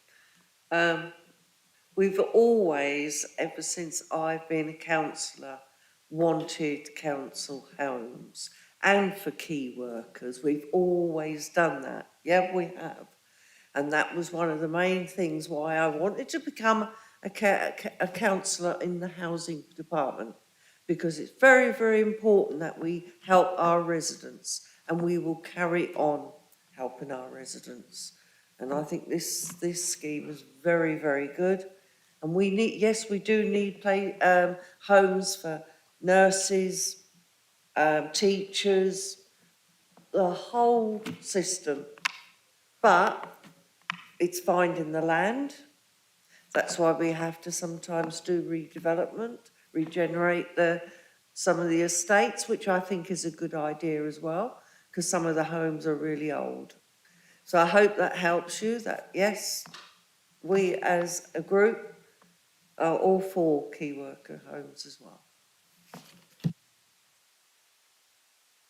You have a question, Councillor Robertson. Yes, I'm interested for us to recognise that this is a move further forward for the council. That up to now we've been geared to housing those in most need and those least well off financially. We've now found a way to develop that further so that the HRA will be housing people on a slightly higher level of income in the way that's being recognised. What I really want to do is ask the officers who will be responsible for managing the 80% tenancies how they will develop the criteria for selection and maintenance of the management of these properties. Up to now, we've not seen it as part of the HRA, but if it's possible to be built into the HRA and the way the housing department works on that side, then that's great. But I mean, I know the report says that we haven't established the criteria yet for things like key workers, but I really think we need the housing management people to tell us a bit more about the way they will manage these 80% market rent properties.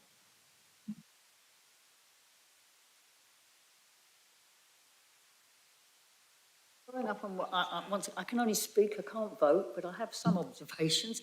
I do think it's an issue about, I mean, there's a change of direction here, which is partly informed by let's expand things, but it's also significantly informed, I assume, by the reaction of the Homes England to the bids that we put in. And I think that, are we making policy to go that? And my concern is, we do have a waiting list, it's constantly referred to, a home link.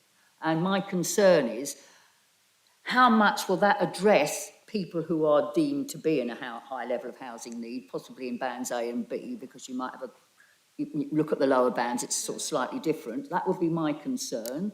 My other concern would be perhaps, what is 80% of a market rent? It's still going to be a very high rent, isn't it? And if you're saying that it's key work, I understand it's important to have key workers, but often key workers are very lowly, aren't that well paid. So 80% of a market rent in Cambridge is quite a bit of rent. So I have that reservation as well. And do we end up having a sort of a home link for the sort of social rents? And do we have a home link equivalent for the market, the 80% of market rents? And yes, I want to see the criteria and how you actually manage that. I do have reservations because I'd much rather, as a council tenant myself, well, actually, I'm no longer in a social rent property, but I'm not in the 80% market rent property. I'd much rather see a really affordable council homes being built, and I know that may exclude some, but that's what I'd be, but I'm not making the policy, I'm just observing on the report.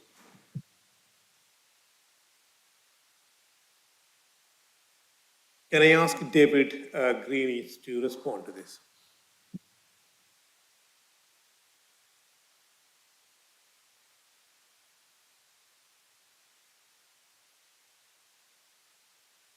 I ask something in the meantime while we're waiting. There's another question related to this, is that how can I put it? Sorry, I've lost my thoughts on this one after all.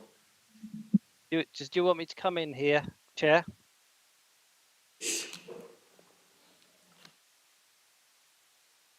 Can you hear me? me? Yeah, thank you. Can you hear me? Yeah. Yes. Yep. Okay. Yeah. Sorry. Just I didn't have my microphone in the right place. Just in response to Councillor Robertson's point, as was kind of alluded to in the report, there's a few bridges to cross before we actually determine the selection criteria for the scheme exactly. Clearly, we've got to come up with our own definition for Cambridge City around key workers. We have a joint strategy with South Cambs, a joint housing strategy. So it would be ideal if we could align our version of key workers or our definition of key workers with theirs. And we want to write a local lettings plan for the scheme. So all of these things need to come to fruition. In terms of the actual detail of how we would allocate, we've done some initial work in kind of looking at incomes on the housing register. Certainly for the L2 scheme, we seem to have more than enough people on the housing register to be able to fill any potential vacancies that occur on the L2 scheme, should people be interested in that as an option. But we might have to do further work to recruit people to the housing register who fit into those income levels, who at the moment don't consider that council housing is potentially an option for them. But yeah, so it's dependent on, just to summarise then, it's dependent on definition of key workers, the local lettings plan arrangements for any specific site. In schemes like L2, we need to discuss that with South Cambs, and we may need to look at expanding the number of people on the housing register to make sure we've got enough people to go into them. But I'm sure there's plenty of demand out there. Thank you. Councillor Holloway. Just one follow-up, sorry. All right, okay, thank you, go ahead. It's a question for Claire, really. I understand that in the buy-to-rent sector, there's a concern that the rents that are actually charged are actually above market level because of the service charges being added to the basic rent. Now, I think that my understanding is that in the council's case, we're going to be comparing rent including service charges with and knocking that down to 80%. But perhaps that can be confirmed. Makes a big difference. Yes, that's correct, Councillor Robertson. There's rules around affordable rents, and that's always inclusive of the service charge. So it's 80% is the rent plus service charge. Councillor Holloway. Thank you. Question about service charge, actually. I live in a block of flats, or in a block of 4 flats, where we don't have any communal spaces at all, but we get service charged. Why is that?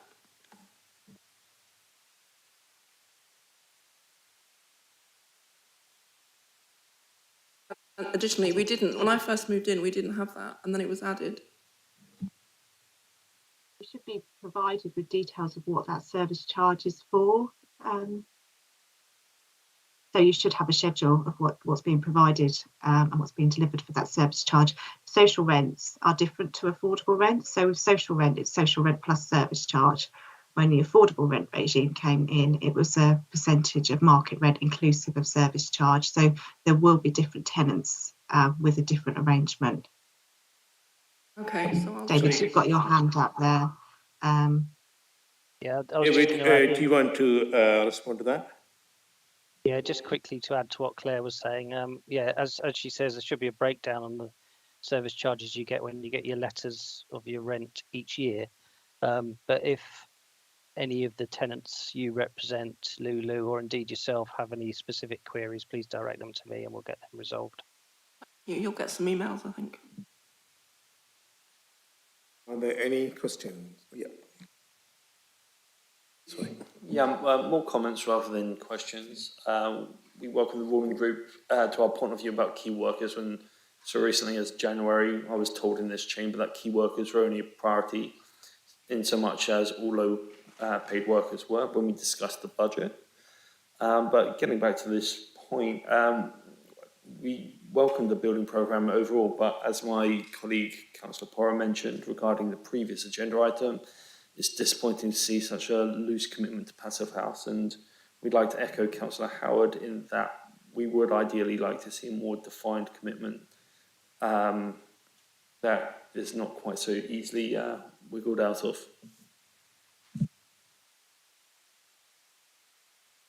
Are there any other questions?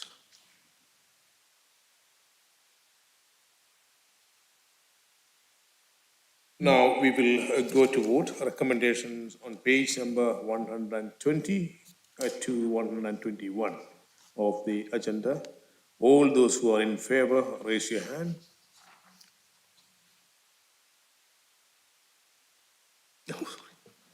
Sorry, Chair, that's all in favour, thank you. Thank you. So does the Executive Councillor for Housing approve this recommendation? Yes, Chair. Thank you. Now we turn to agenda item 12, Community Alarm Surveys Review. Please could the Head of the Housing introduce this item? Lavinia Adcock. Hello, yeah, Laura Adcock. Hi, good evening. I appreciate that time's getting on a little bit, so I'll just give a brief overview of the report. I'm obviously happy to answer questions at the end. So the report asks you to consider the future of the Community Alarm Service and to approve the recommendation that we cease the service by the 31st of March 2023. The service has seen a decline in customer numbers over the last few years, from 599 in June 2018 to 434 as of today, so a decline of 165 customers over the last 4 years. We're also competing in a more competitive market that includes both nationwide companies and the new local service being provided by the County Council, who are able to offer customers a much more streamlined service, which links in with other technology-enabled care services, as well as social care services for those who need it.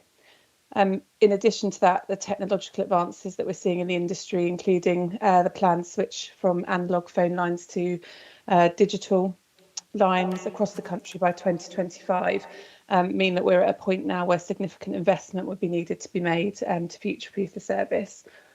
As the report outlines, the service has not achieved its income targets for some years now, and that means it no longer recovers its full costs, inclusive of overheads. And if numbers continue to decline, it's also at risk of not meeting its direct costs either. These costs are then needed to be met by the general fund. If the recommendation is approved, we will of course be working very closely with our existing customers on a one-to-one basis if needed, to help them to make a decision on their individual circumstances and to facilitate a transfer to another provider if that is their preferred option. There's no doubt that the Community Alarm Service is a very valuable service, that it provides that lifeline to some of our most vulnerable residents, and it has very dedicated staff that support it. But I guess the question really is whether we are still the best people to deliver it now and going forward. So as I say, I hope the report and the appendices sort of give any detail that you may need, but I'm happy to take any questions on specifics. Are there any questions? Councillor Porra. Thank you, Chair. I mean, I'm broadly in favour with the recommendations, and I don't have any comments on the pink papers, so I don't think we need to close the meeting in that sense. It's obviously sad to note there might be one loss of a post associated with this, so I just want to check if we've got plans for kind of redeployment to make sure that staff member has somewhere else to go. Potentially, I don't know. And also, could I just check, it would be really nice to know the difference in price when we actually, if we do go with the county, because obviously I know it may only be £1 or £2 a week, but that's quite a lot of money for people on low incomes, you know, who need this support. So I just wondered if that might be something we could have to come back. I don't know if the Exec Council would be willing, when we know what the kind of the difference in price would be, just so we can have a look at it, housing scrutiny, and just see if there's anything we might need to do to sort of help with the transition. Thank you. Thank you. Yeah. So the member of staff is aware of this report, obviously, and has been working with us to develop the recommendations. They would be entitled to go through the council's normal redeployment process, but they are also close to retirement age themselves, and so personally, sort of planning in that respect. Happy to feedback if that's the decision around the conversations that we now will have with the county council around a commitment to them to either hold our pricing or to provide some sort of gradual price increase for our customers that do transfer over to them that choose to do that, because I do appreciate it is a price increase for them. It's probably worth noting that if customers do decide to go with the county council, that their alarms use new technology and don't rely on a phone line, which for some of our customers is an additional cost because we can't install one of our alarms without a phone line. So for those on very low incomes that are paying for a phone line just so they can have the alarm, that will be a cost that they don't need to meet anymore. But I do appreciate that the costs with the county council are higher, and I'm happy to report back on discussions there. Any other?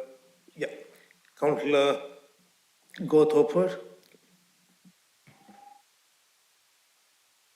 One of the things that is a slight concern is where you've got very elderly people who do get rather confused when there's a change like this, and mitigating that. I am pleased to see that the reliance on a phone line isn't going to be needed. I think you said for the county system, but yeah, just to ask, and I mean, I know you does cover some of this, the demography of your current users, and of course there will be a slight increase. Well, an increase.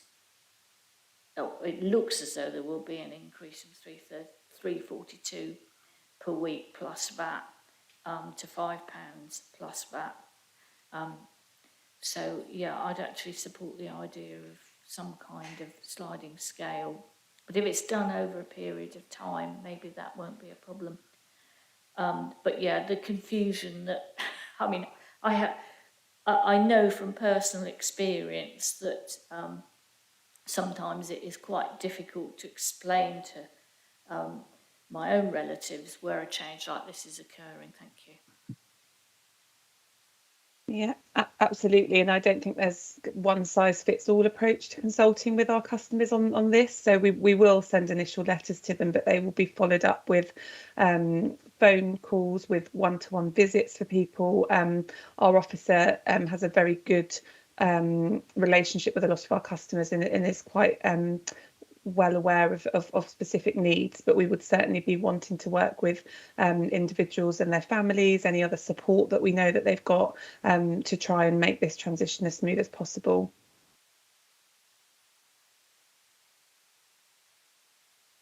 Councillor Robertson, please. Thank you. I think we've got to recognise that the council system is needing investment to improve it. And this is a way to do it by still retaining it within the public sector. So is it correct that the technology is much more adaptable, and as we gather, it doesn't need the phone lines, that sort of thing? What other enhancements does it provide that the existing system just does not? So I confess I'm not an expert on it. It is obviously the county council's system that they've procured, but I think they have the benefit that they started their service just a couple of years ago. So they went out to market, they looked at lots of different technology. They have a main alarm that they install as sort of standard, but I think they have a range of about 10 different options for alarms that they can install based on what the individual needs. So as I say, they don't all work on a phone line, so there's that option if people don't have a phone line.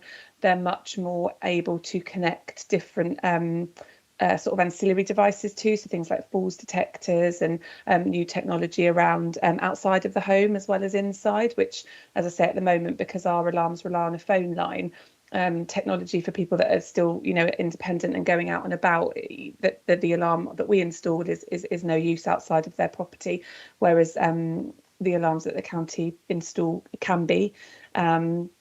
So they link much more with sort of new technology like Amazon Alexas and things like that as well. So the smart technology for friends and family to be able to input into people's support and care, and that sort of preventative monitoring is much more able to be facilitated on these new alarm systems, whereas ours are very limited in that respect. I just follow that up, Chair. Go ahead. Yes, thank you. I think that's great to hear. And I see that in the report it says that we will hold our current prices for those who transfer and retain our existing alarm equipment. If we can also do something about somebody who moves to a new system and it's substantially increased in price. If we can do something about smoothing that out as well, then this is a great overall package. Thank you. Just to be clear, we've held our prices this year. If people wanted to transfer to the county council, that's the discussion that we would need to have with them about phasing our customers onto payment plans that don't see that big increase just sort of overnight. But as I think I mentioned in the report, contractually we couldn't hold them to that. Although, as I say, I'm happy to come back and update on the options that we're exploring with them. Customers will also have the option, obviously, to shop elsewhere and to go to other providers who will offer the service at a similar rate to we do. But that will mean that they don't get some of the benefits that having a local provider would bring them. So it's really about working with the individuals and the customers to make sure that they understand what their options are, understand the financial impact of them, and all of the sort of operational sides of things, so that they can make the best decision for them going forward, really. Thank you. I'm sure you'll do your best on that. Thank you. Laura, I have a question. You're asking us to agree the termination of the community alarm service. And then he goes on to say, we are at the initial discussion stage with the county council. And what's worrying me, 1.3, the second paragraph, the last sentence says this. This was also noted that previous discussion with South Cambs District Council and Cambridgeshire County Council about the option in 2019 had not proven to be productive. Now, at this stage, you are having initial kind of discussion. How would you allay the concerns that we won't repeat what happened in 2019? Thank you. Thank you. So the discussions that we had with them back in 2019 were prior to them starting their own service, and they were really discussions between the three organisations about working in sort of a partnership way. So all retaining our own services, but sort of sharing that service. And they didn't progress further. And at that point, the county council then decided to set up their own independent service, which they've obviously gone on to do. We've had initial conversations with the county council as part of producing this report, just to test the waters and to see whether they would have the appetite for taking on our customers. They're doing a similar thing in Peterborough with Cross Keys Housing, so they're in the process of transferring some customers from there, and they have sort of given us assurances that although they would need to go through their own approval process, that this is sort of very much in line with their strategy and with their work plan. So it is quite different to the discussions that we had back in 2019. Thank you.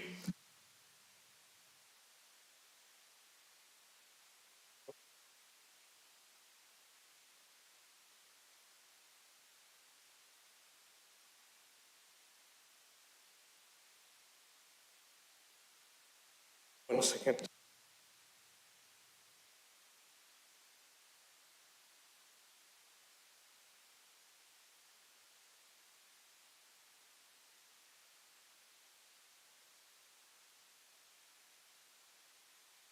We will now go to the vote on recommendations on page 148 of the agenda. All those in favour, please raise your hands, please.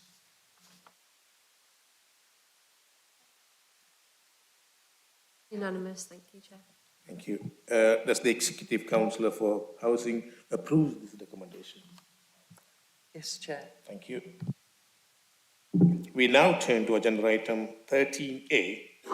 This item is for information only, and members are asked to note the urgent out-of-cycle decision taken by Councillor Todd Jones, the previous Executive Councillor for Housing, regarding the funding for demolition of East Road garages. Thank you. That now concludes the Housing Scrutiny Committee. Please, could I ask that everyone take their own rubbish home, and if anyone has used any glasses, please could they return them to the red tray outside the committee room number 1. Please could the meeting producer end the live stream.